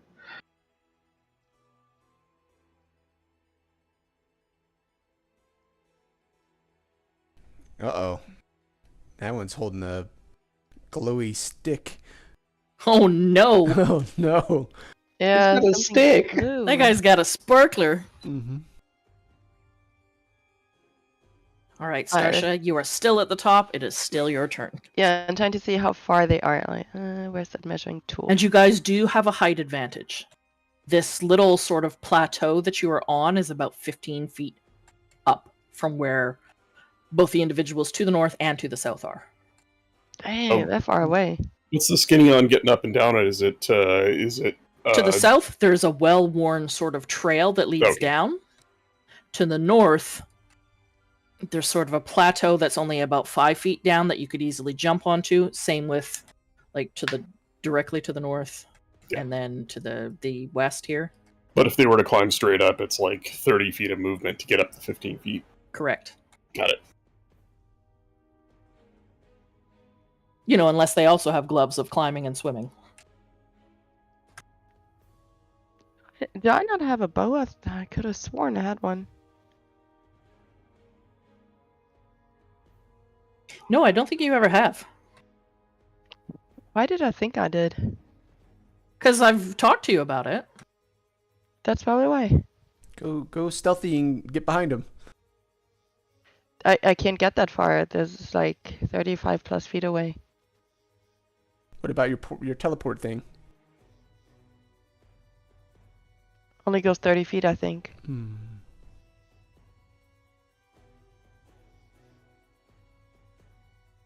Let me see. What is that called? Just like, it's not Blessing of the Raven Queen. I can't remember what it's called.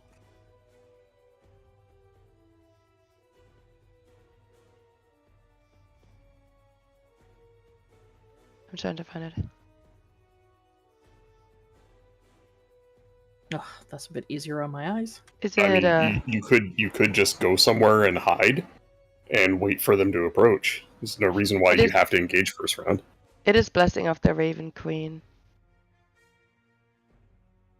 Yeah, I mean, you don't have to attack this round. Like, you could expend your movement and your action to move to try and get into position to attack next round. Yeah, I was about to say, like, could I not just use my regular 30 feet and then, since that is in bonus action, use these 30 feet to get behind them?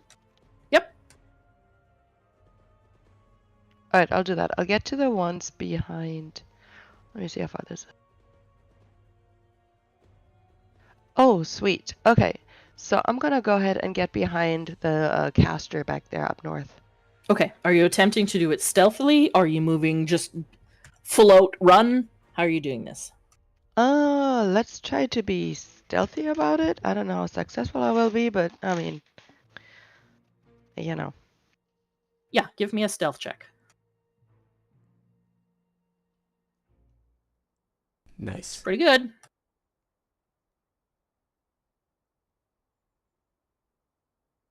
And it's dark to the north. You have no problem seeing. But you use that fallen tree for some cover and you slip between the two of them to get behind that one guy in the dark. He seems to be unaware of you. But you have used your full movement and your action to get there, yes? Yeah, my movement and bonus action. Okay, so you do still have an action. Oh, I do? Okay. Yeah, if you used your bonus action to dash, you still have an action. Oh, I should try to slash him then. He does not know you are there, so you will have advantage, It's getting better and better. meaning you will get sneak attack.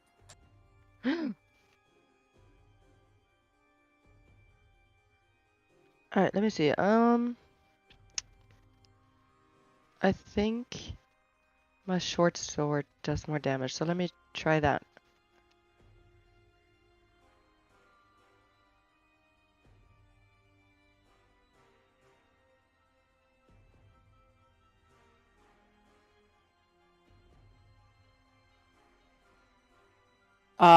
That is going to hit.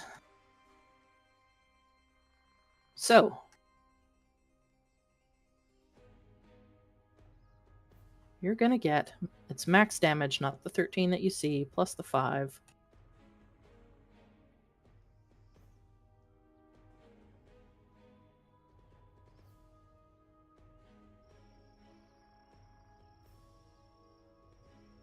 $29 points of damage, I think. Nice. Because you get the max of 46 plus the 5 piercing. I always do your damage wrong because I can never remember how to max it out. Wait, did she crit? No, she didn't crit. Oh, why are you maxing? Oh, I'm not. Sorry. I Should should just be the maxing. 18. Yeah. So 18 points of damage to this guy. He takes a massive stab from the back. Because he was completely unaware of your location. Cries out. All right. Up next, the Crushing Wave Reaver just to the south hears his friend cry out and turns to look at you. And he will move to attack. No, he won't. He's going to go back where he was. He's going to throw a javelin at you. Does a 23 hit? He's throwing it at me? Yes. Yes, at 23 hits. You take 8 points of piercing damage. Let me use my thing. Uncanny dodge. That one. Yep, you can get rid of half of it. So you take 4.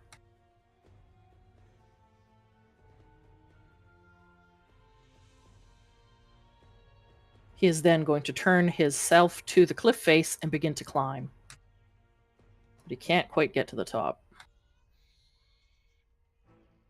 You know what that is? That's a yeetable bitch. To the south now. Being lit up in the dark has startled them. And this guy just begins to charge forward.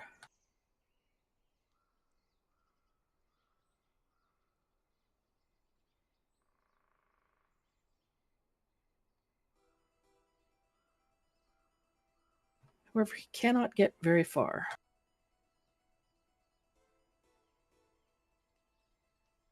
That will end his turn. No, it won't. He will charge up, seeing 2 individuals standing right in front of them. He is going to roll. And he's going to throw a javelin at Taladar.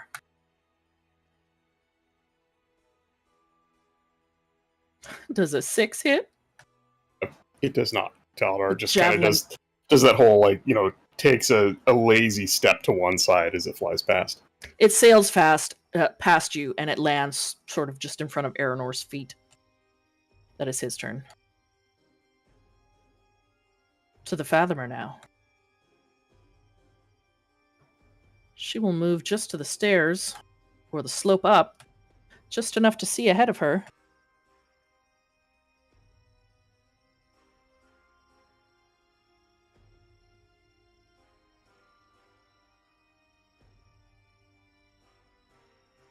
Seeing an armored foe in front of her,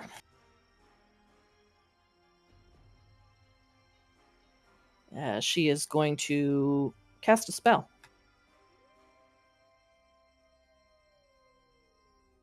as a bonus action. I don't know. I don't really want to. Yeah, is it one I recognize? You've seen. I don't think so. Okay.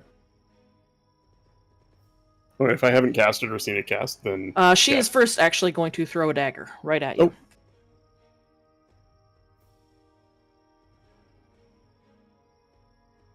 Oh. 22. Does it hit? A 22 does hit, even with shield, so I won't bother with it. So you take 3 points of piercing damage. As she follows that up by weaving her hands, and this sickening, disgusting, like corrupted water swirls around her hands and shoots out towards you. Oh, that's not going to be good. It swirls around you. You have been hexed. Whatever. That is her turn. Taladar, it's your turn. Taladar is going to draw his blade, invoking the Blade Song, gaining armor class and movement speed. He is then gonna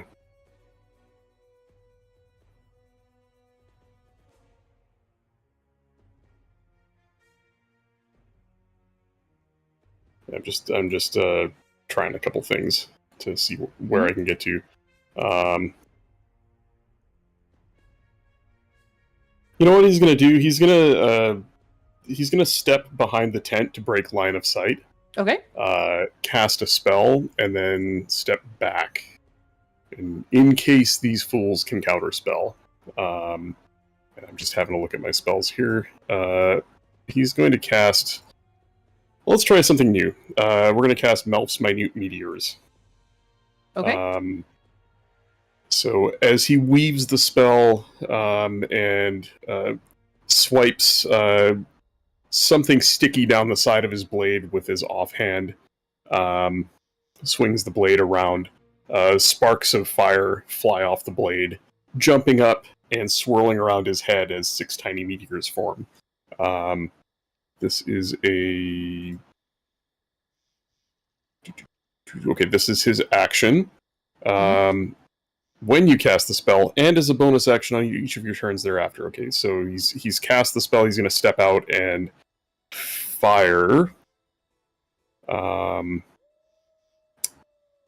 one or two of the meteors. Let's fire 2 of the meteors, streaking them toward a point or points you choose within 120 feet of you. He's going to fire one at this guy and one at this guy.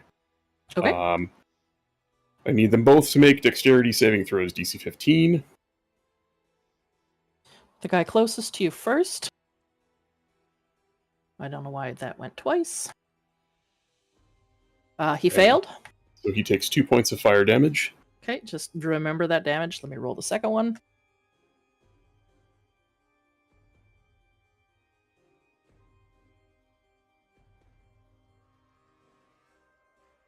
He also failed. She takes 8 points of damage. 8 points of damage to her.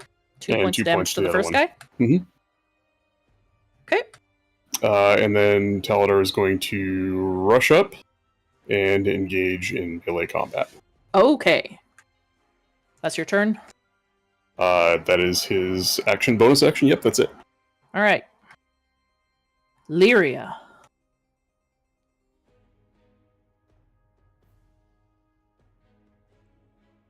Let's see what he wants to do here.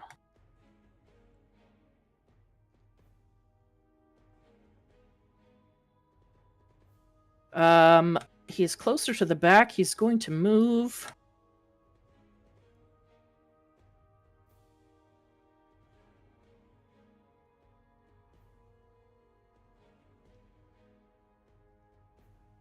So that he can see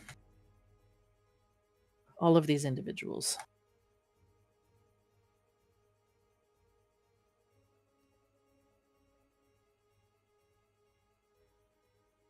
He pulls his weapon, but his hands begin to weave in the air.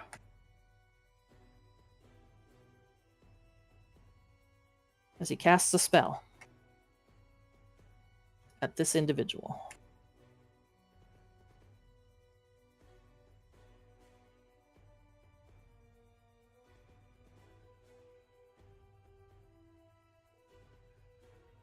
So I need to make a wisdom saving throw.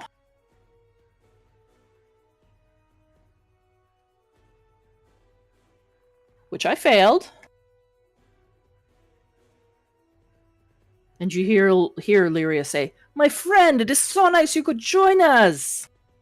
Please, sit there and wait until we are finished, and I will be with you very shortly. Don't trouble yourself. Put your sword down. There is no need for that." As the Charm Person spell takes effect. Oh, great. Oh, great. The horny, rapey bard's got Charm Person. That bodes well. Moss, it's your turn. Sorry, which one was just charmed? I'll put a doodad on him.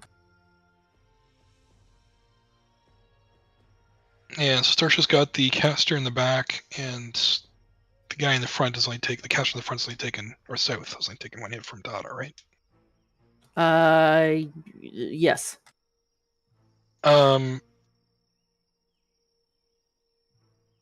Moss is going to eye that southern caster up and try something new. I say, Moss, I see you eyeing me up. Different caster. This person. Camping. This person. Will grab a caterpillar cocoon from his bag. Ew. And make a gesture and some a quiet noise like the where is it? Make sure I can do it.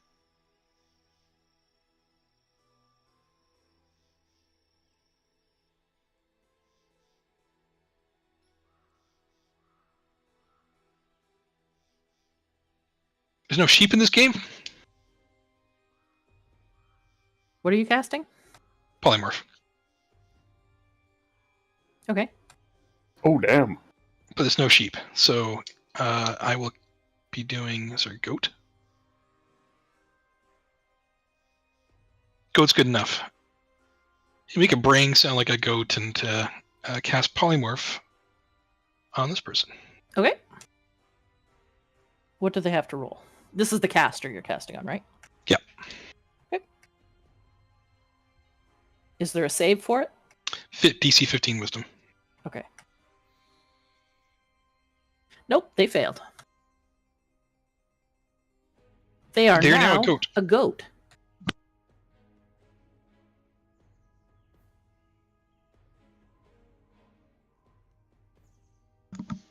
And then Moss will just kind of step away out of, I guess, kind of the side here, out of line of sight. Okay. And that's my turn. Taladar's going to flash an impressed glance in your direction. No one hurt the goat. The remaining Reaver down below moves up. The goat has milk for us. I don't... That's not milk. That's cum. That boy Gonna move...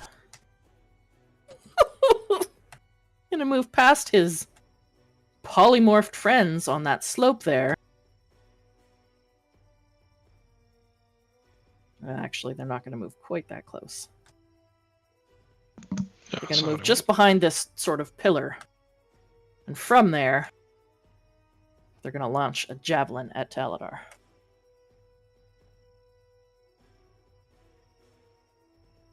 I'm assuming a 15 does not hit. You are correct. All right. That's his turn. AC 20 now. Felix, it is your turn.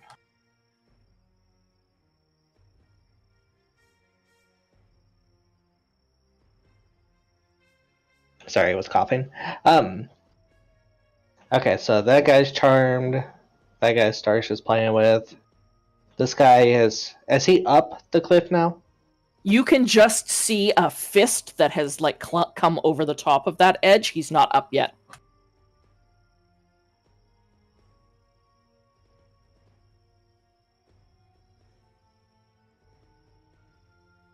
Well, I will then go ahead and just use the new wand and then twin the spell from it to hold person. Okay. I'll do that guy, and then I'll do the guy Starsh's got. Okay. Is it a con save? It is.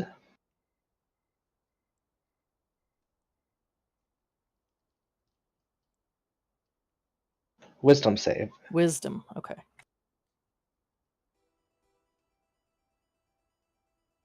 So the guy on the cliff here failed.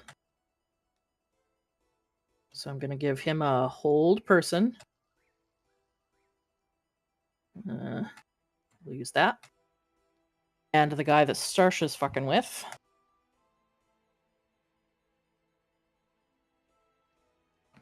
Also failed. Rip my guys. Paralyzed. Any attack that hits the creature is a critical hit if the attacker is within 5 feet of the creature. Wow. Have fun. I'm assuming, Felix, you would shout something like that out to Starsha? Like, go ahead, you'll crit him. Yeah, I would just... Alright, they're frozen, waiting for your blade.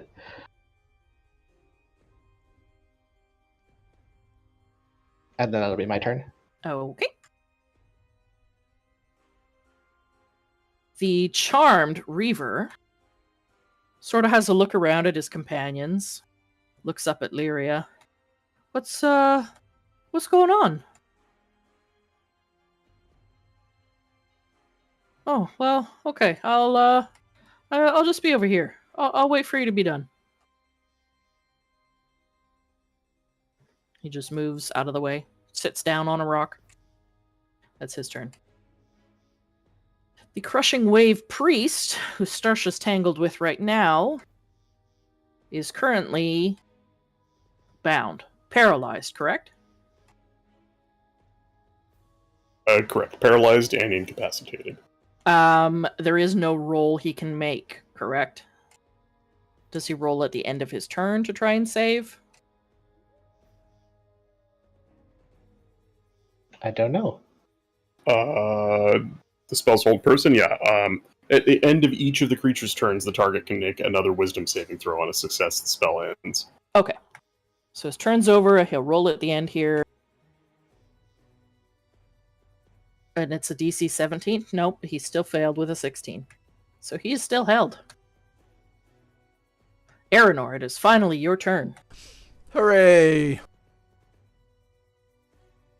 Can I see the guy on the ledge there? This one here? Yeah.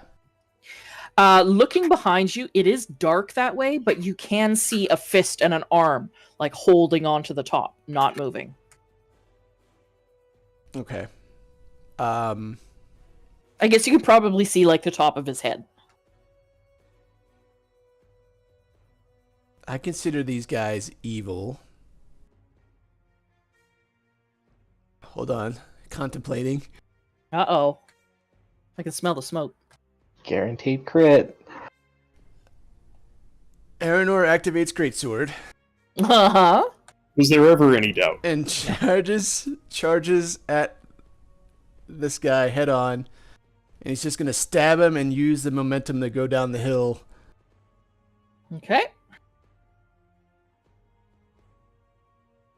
You're going to like stab him and keep pushing? Right. Following him down the hill? Yep. Okay.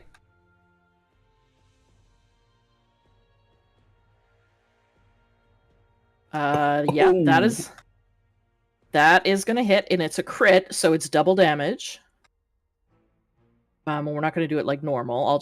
It's 20 points that you do to him. Okay. Which will trigger massive damage.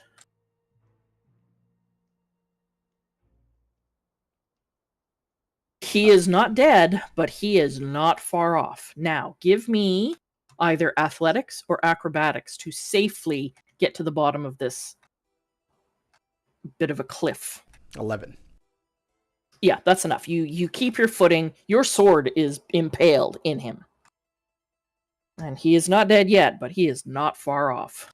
Can I use my second attack? Absolutely. Rest in pieces.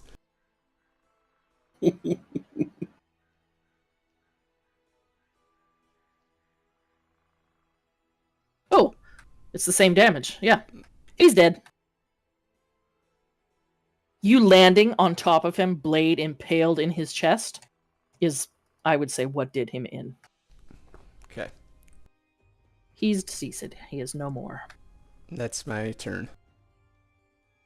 Okay, 3-point lands at the bottom of the cliff, heroically. Starsha, we're back to you. Hey. This guy in front of you is frozen, unmoving. Nice. All right. I would like, as my bonus action, I would like to summon my Shadow Blade. Okay. And then use it. Go right ahead. With advantage. How do I use it? Let's see.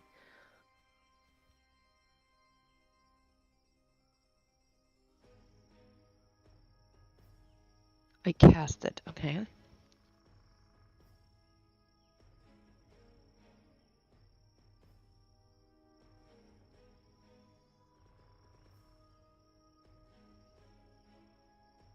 Is this a new feature? Your Shadow Blade? I picked that up. I got to add a spell at level 7. Oh yeah, Shadow Blade on a rogue? That's fucking disgusting. Okay, so it's going to hit automatically. You didn't roll to hit, but that's fine. It's automatically going to hit. Oh, and was I? Yeah, you just rolled the damage. But that's fine. It's going to do 16 points of psychic damage.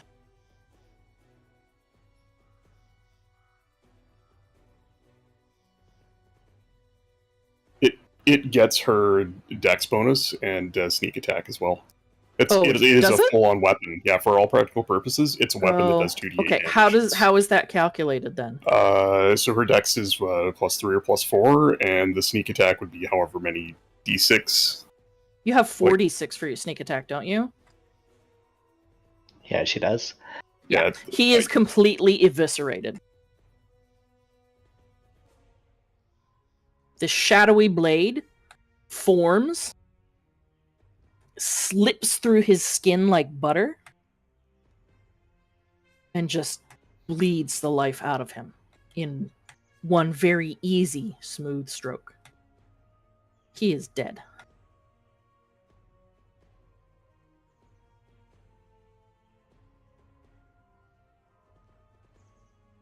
All right. From where you are, you don't see any other combatants, other than the one that Lyrian told to, sit and stay out of this. Is that the one that's up north? Yeah, that one. Yep.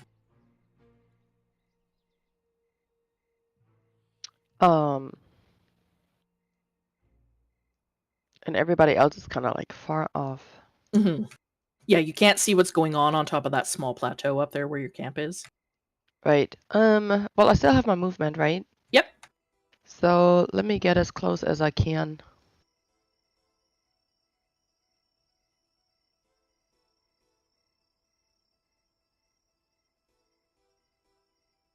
What is it, 30 feet? Yes, but that would be, in order to get up that cliff, that's 15 feet. It'll take your movement and your bonus action to dash to get up to the top. I already used my bonus action. Summoning the Shadow Blade was a bonus action. Okay, so you can get to the base of the cliff and you can start to climb up. So yeah, you can get to that square here. You can hang out with your boy Rin. I could loot the body that's in front of me. I slid down that thing for no reason. You destroyed that guy.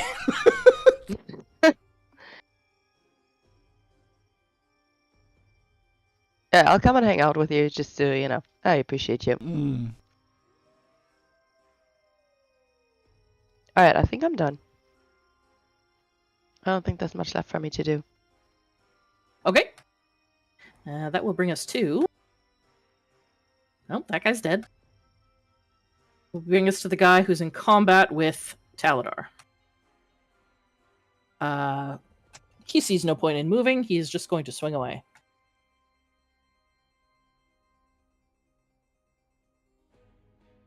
Um, 18? 20. All right, that doesn't do anything to him. He is going to... what is he going to? He's going to circle you a little bit and just move.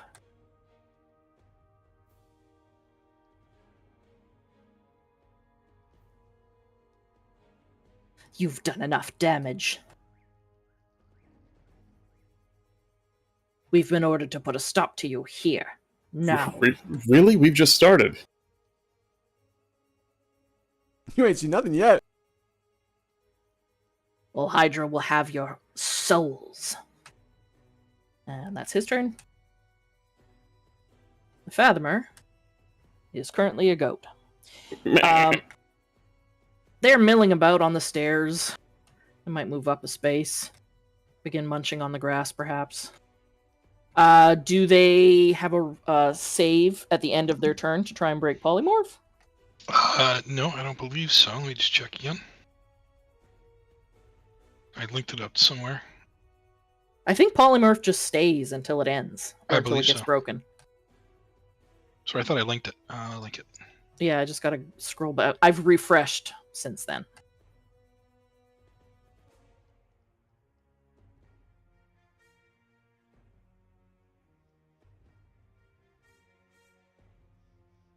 Oh, you linked, but I have to click it to read it. Nope, that's not it. I linked it at the bottom. I don't see a save in there after the initial. Nope, I think it's just concentration. Yeah, okay. Can't speak, can't cast spells, can't take any action other than blah blah blah. Okay. Gear melds into its new form.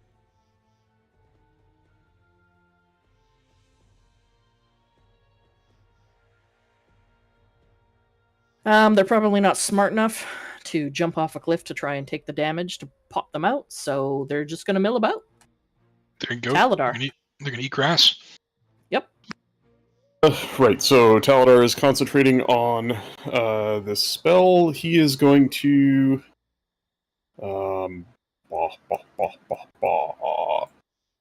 He's going to swing at this guy with Booming Blade. Does a 16 hit?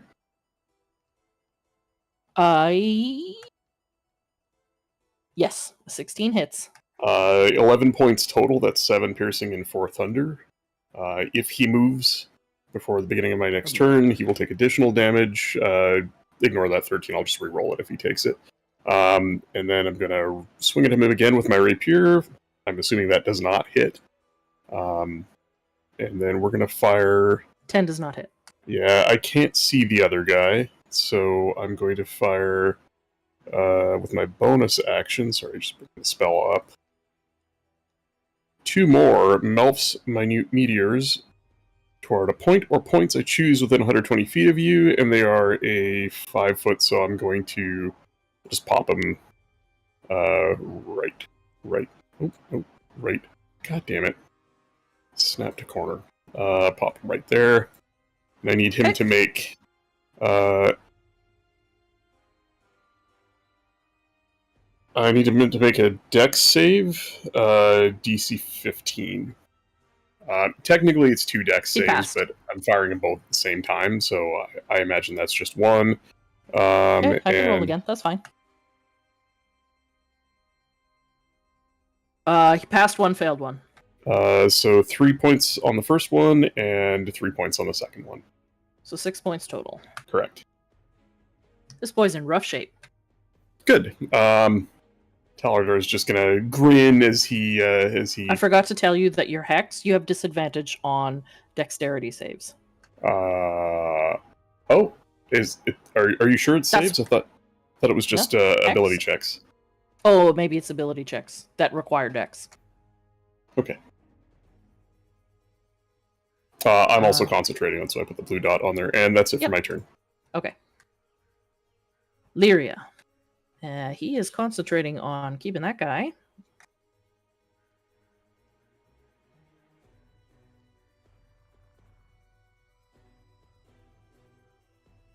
He is going to call out. He's actually going to step up a little bit. To about here.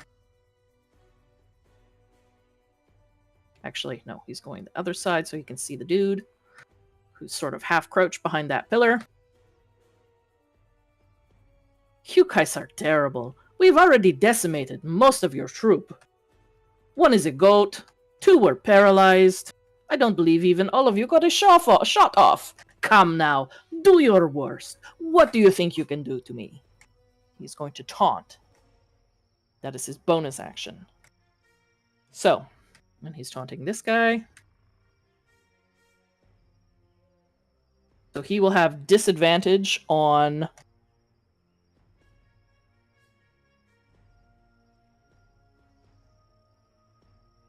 Disadvantage on ability checks, attack rolls, and saving throws until the start of the bard's next turn. That is his bonus action.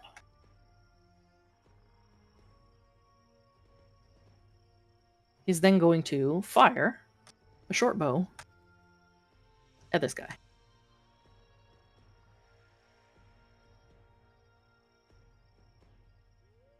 But he misses. Arrow goes just wide. That's his turn. Moss. You guys all hear a scream that maybe takes you back, and it sounds something like this. I can't play it. Put it in the Discord. And Moss is going to change into a giant goat. Okay. And that was my action, so I can't attack him this turn, can I? No. So the giant goat is going to move south and line himself up. Okay.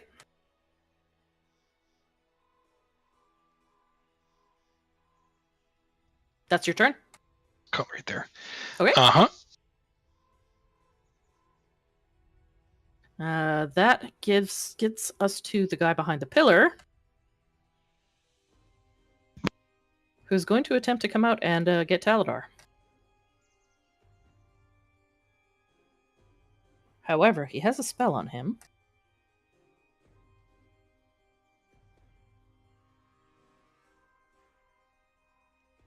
So he will make his attack at disadvantage.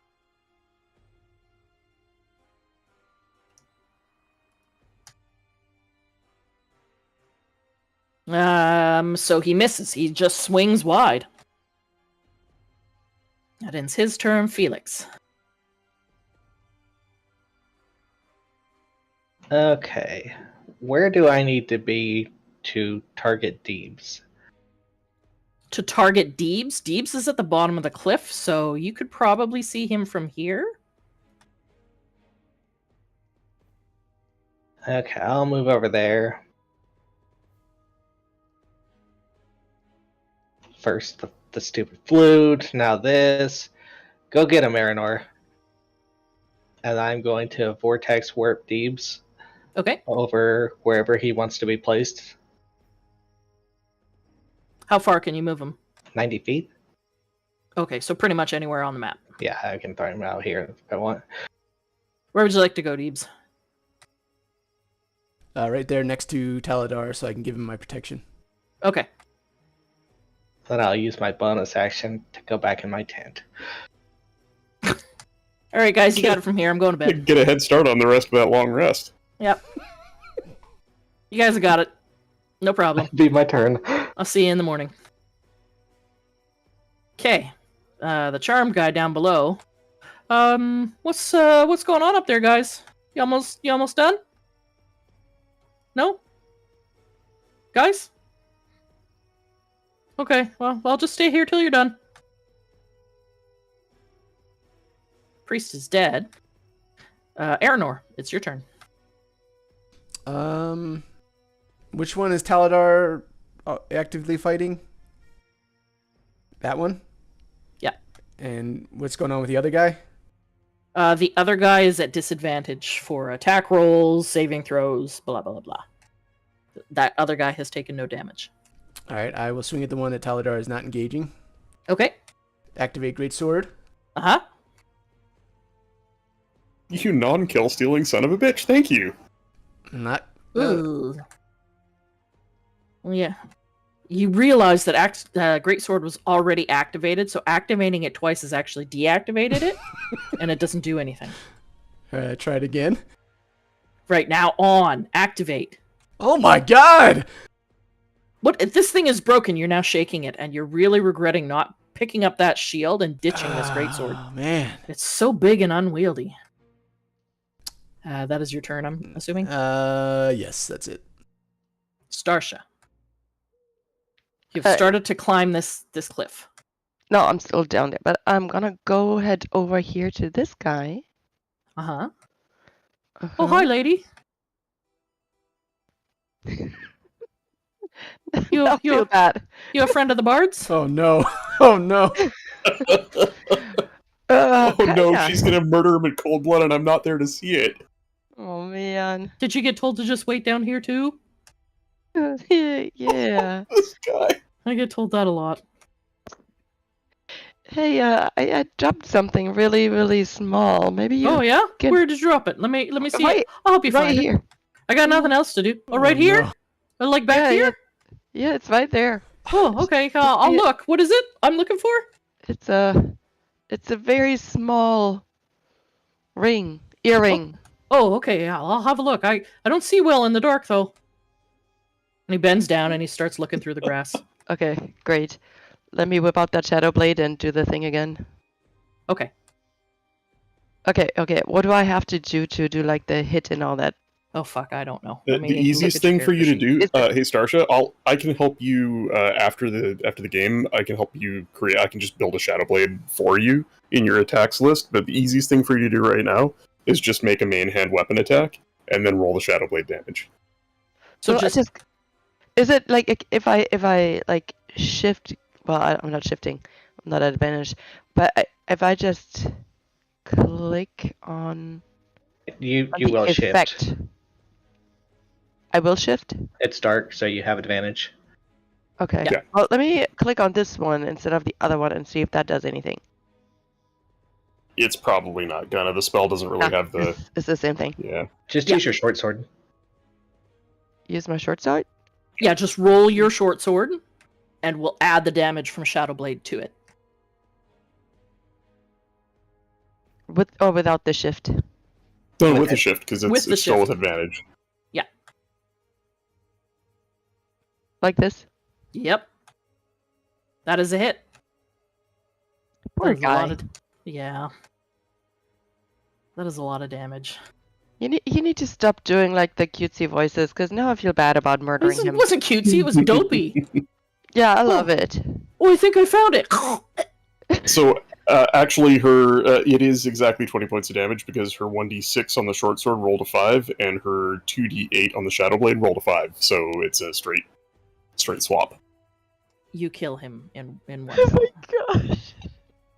I'm so proud. He didn't feel any pain. He thought he found your earring. So sweet of him. I think I found it. As he bleeds out from the massive gaping wound in his neck.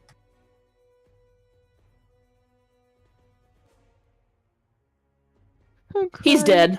dead. Starsha's heartless.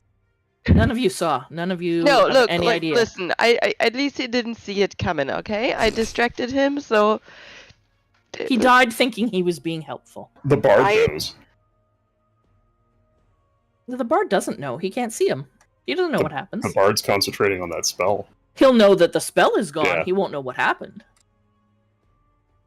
Oh, I think my new friend has died. What a shame. That's your turn then? Look across the Okay. water, Lenny. Yeah. Wait. Look at I still have Look a at the little bit. flowers. Look at the I don't flowers. have any movement left. Never mind. Yeah, I was just reading today. I was looking at new TV shows, and I guess Daryl Dixon's coming back in his own TV show. Mm-hmm. Okay, that guy's dead. And that guy's dead. Okay, it is the guy to Aranor's left. Seeing a big metal man appear right in front of him, he's a little startled, but he's determined to take down this knife-eared bastard in front of him.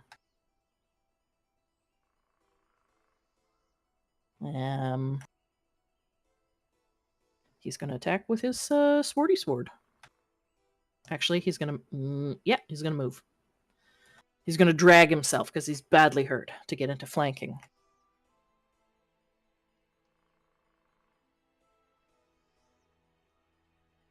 Um, 16 hits.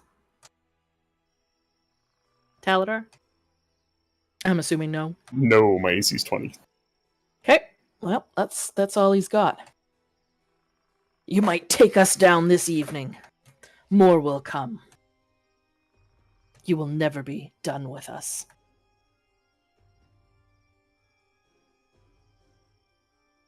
That's his turn. The Fathomer. She is still a goat. Taladar.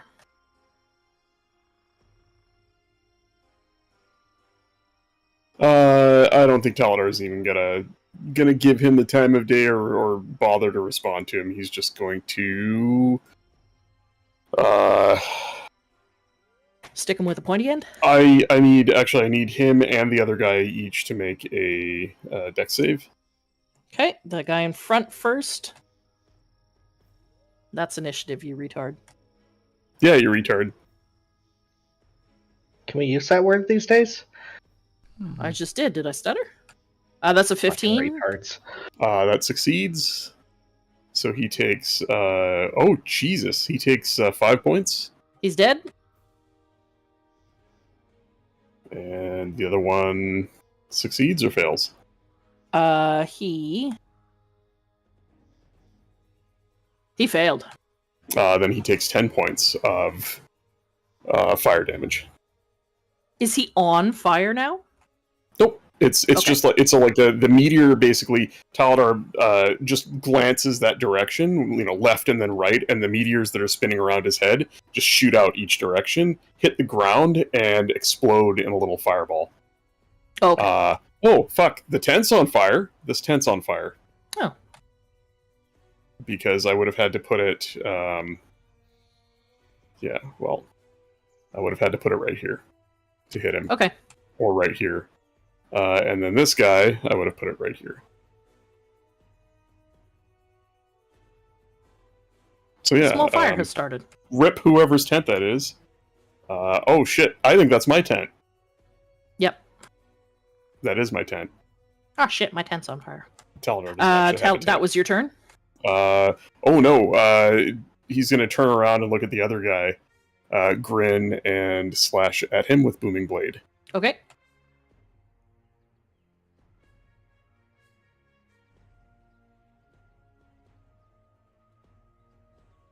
Does a 14 hit? A 14 just hits. 5, 7, 12 points of damage. And if a 19... I can't actually click on him because there's measuring shit on my screen. I gotta refresh again. Oh yeah. How about now? Can you... Yeah, it gets stuck on my screen too, that's weird. Yeah, it always does. This new interface is glitchy. Yeah, and the second attack for 19 also hits, so that's a total of 21 points of damage. He's dead. The only remaining member that you guys are aware of is this guy who's been polymorphed.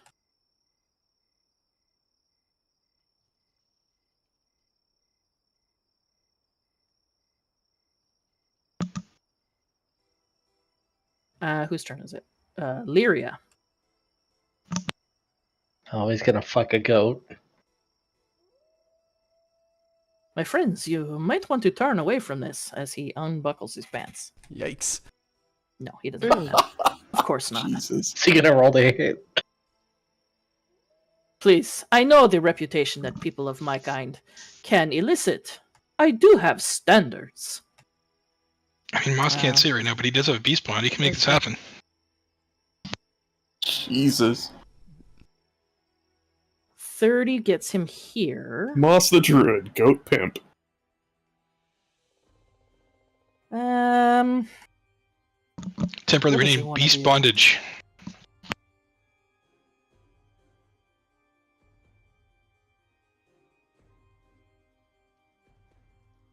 well, he's just going to attack him twice with his short bow.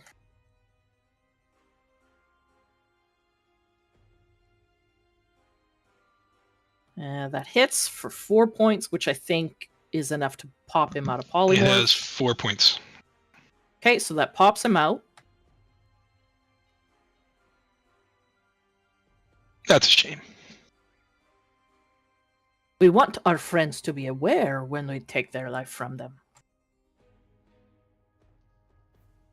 You, my friend, have chosen the wrong campsite to ambush. And he'll pull back and shoot him again. But that's going to miss.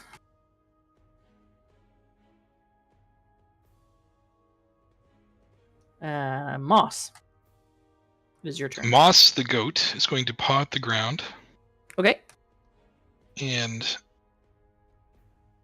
do a maneuver that is going to bring him to here, to there, and then all the way to there in a straight line. For He's gonna 20 charge? feet. He's going to charge. And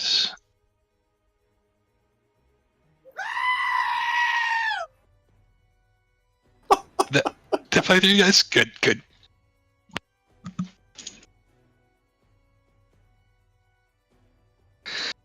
So we're gonna do a charge attack. Sorry, ram attack. Mhm.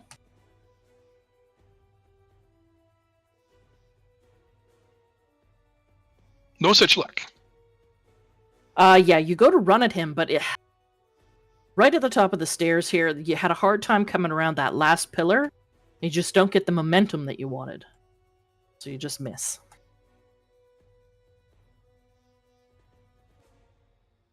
I'm assuming that is it. Jesus Christ. Yes, that's it. Okay.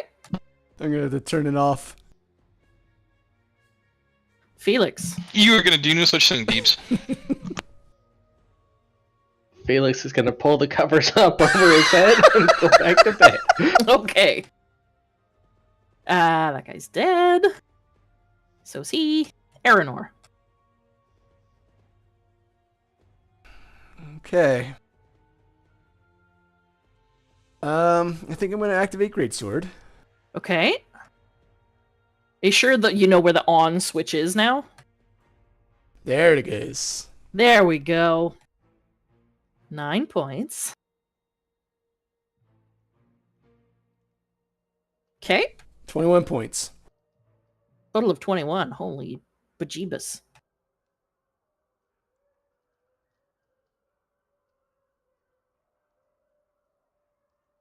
This guy's still got some life in him. He Ooh. doesn't look great, but he's not on death's door. Wow.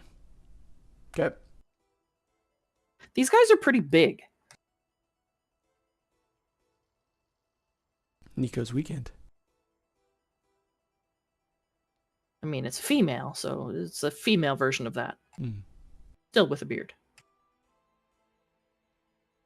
And she says to you, "You thought wiping out our stronghold on the surface was enough. It will never be enough.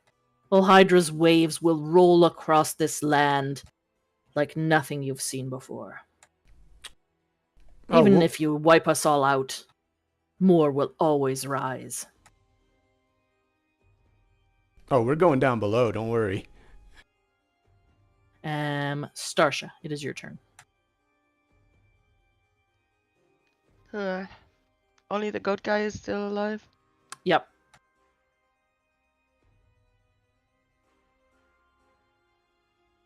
Yeah, he'll be dead by the time I make it there. I'll start looting. Okay. I won't tell you what you're going to find because I haven't rolled it all up yet. But you can begin looting. I would say that you can get to these 3 bodies anyway down here. Alright. This one has actually rolled down to the bottom of the cliff. Convenient. That brings us to the Fathomer.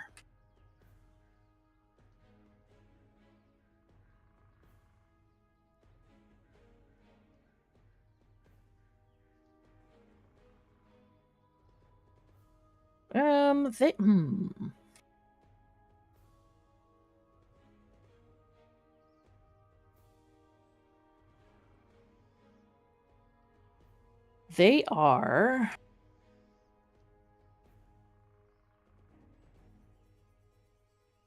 Before you, you see this large woman with greenish tinged skin, serpents crawling up her arms. She weaves her hands and her form begins to shift. And she lunges out at you, Deebs. Uh-oh.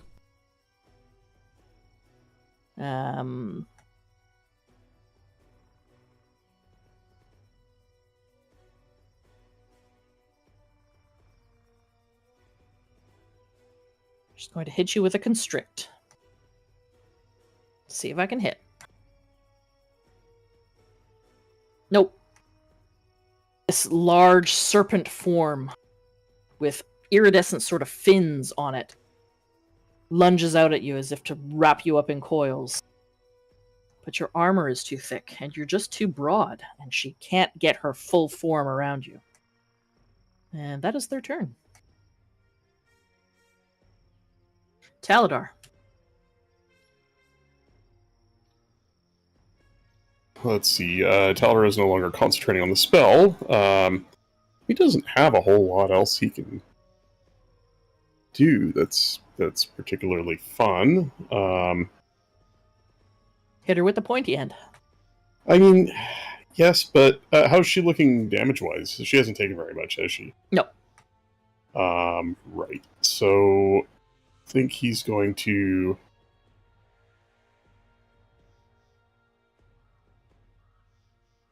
Yeah, I really just have that, don't I? Yeah, he's just going to engage. He'll run up and flank Moss. Goat Moss.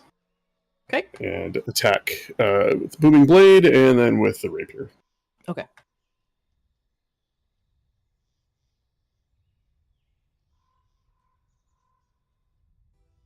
I'm assuming an 11 does not hit.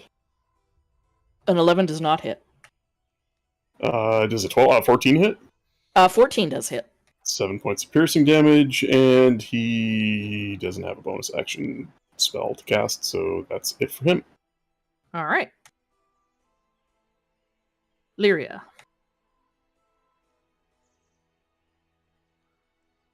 I hate to be the one to kill Steel. You guys have done a tremendous amount of work.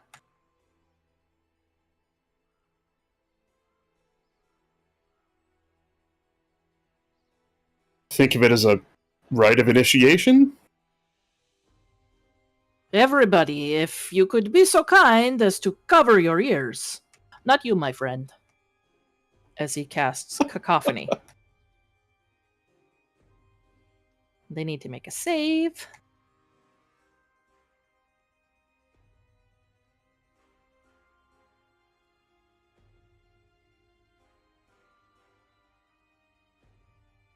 Which they failed.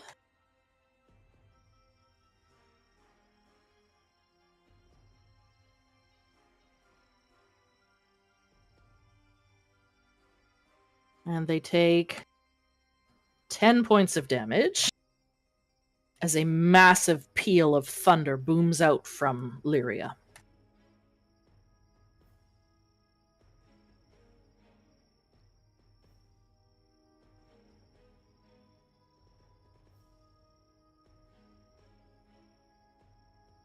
Now they are not looking so good. Bonus action. What can I do here? Nothing. That's his turn. Moss. I'm just going to be in goat form, and I'm going to do a ram again. Okay. I guess with advantage now. Do you have to have 10 feet of movement to do it? Is it like charge? The charge is ram with extra. I guess I maybe should have rolled charge instead of ram, but yeah, I'm just doing regular ram, so it's just within reach, 5 feet.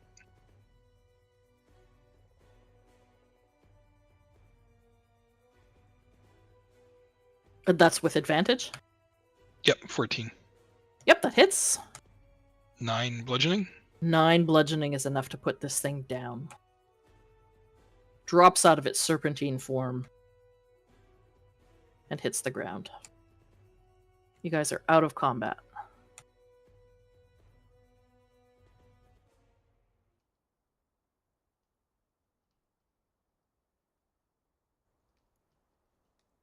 Well, I must say, my friends, you are quite competent in battle. Perhaps we should do something about these fires, yes? Moss, ignoring the fires, going beside Felix's tent. Yeah, Taladar will run over it. Oh shit! And start trying to put out the fire. Yeah, Lyria will help you pat out the fires. Well, think of it this way. Now you have a skylight. Good thing it's not raining. You can also always join me in my tent. There is plenty of room. I promise, no funny business. I'm too tired for that now. One small fight and you're tired out. I'm surprised, Lyria. You don't know what all I got up to last night. Fair enough. And I prefer to retain the mystery. Suit yourself. Come, we should clean up and get back to bed. Taladar will take a quiet moment and, realizing he forgot to do it earlier, he will burn a 3rd level spell slot to send a message to Sabra. Nothing fancy, just... Are you doing it within earshot of Aranor? No. He's going to step aside. Son of a bitch. Just a quick, military heads up. Just, on our way to assault the Air Temple. We'll be stopping in to see you tomorrow afternoon at the Spire. Water cultists are afoot. We just dispatched some beyond guard.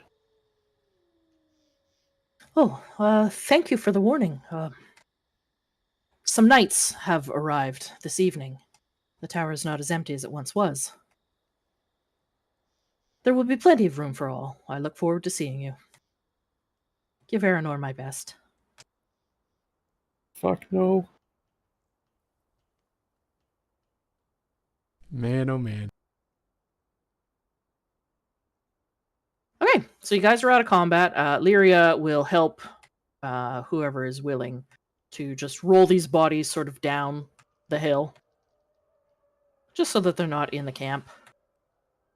Meanwhile, Starsha's been looting the crap out of them. Lyria's made a nice pile of the rest of them. You can go through their stuff. They have arms and armor and, their shields, etc. Other than that, there are 4 gems of... there's 4 sapphire gems. They are each worth 30 gold. There is a total gold amount of 180.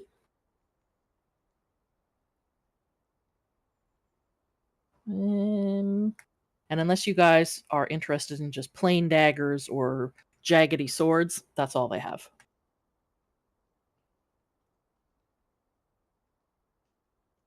So 180 in gold and 4 sapphires worth 30 gold apiece. Nice. Did you get that, Lucid? Yep. Look at that. Perfect timing.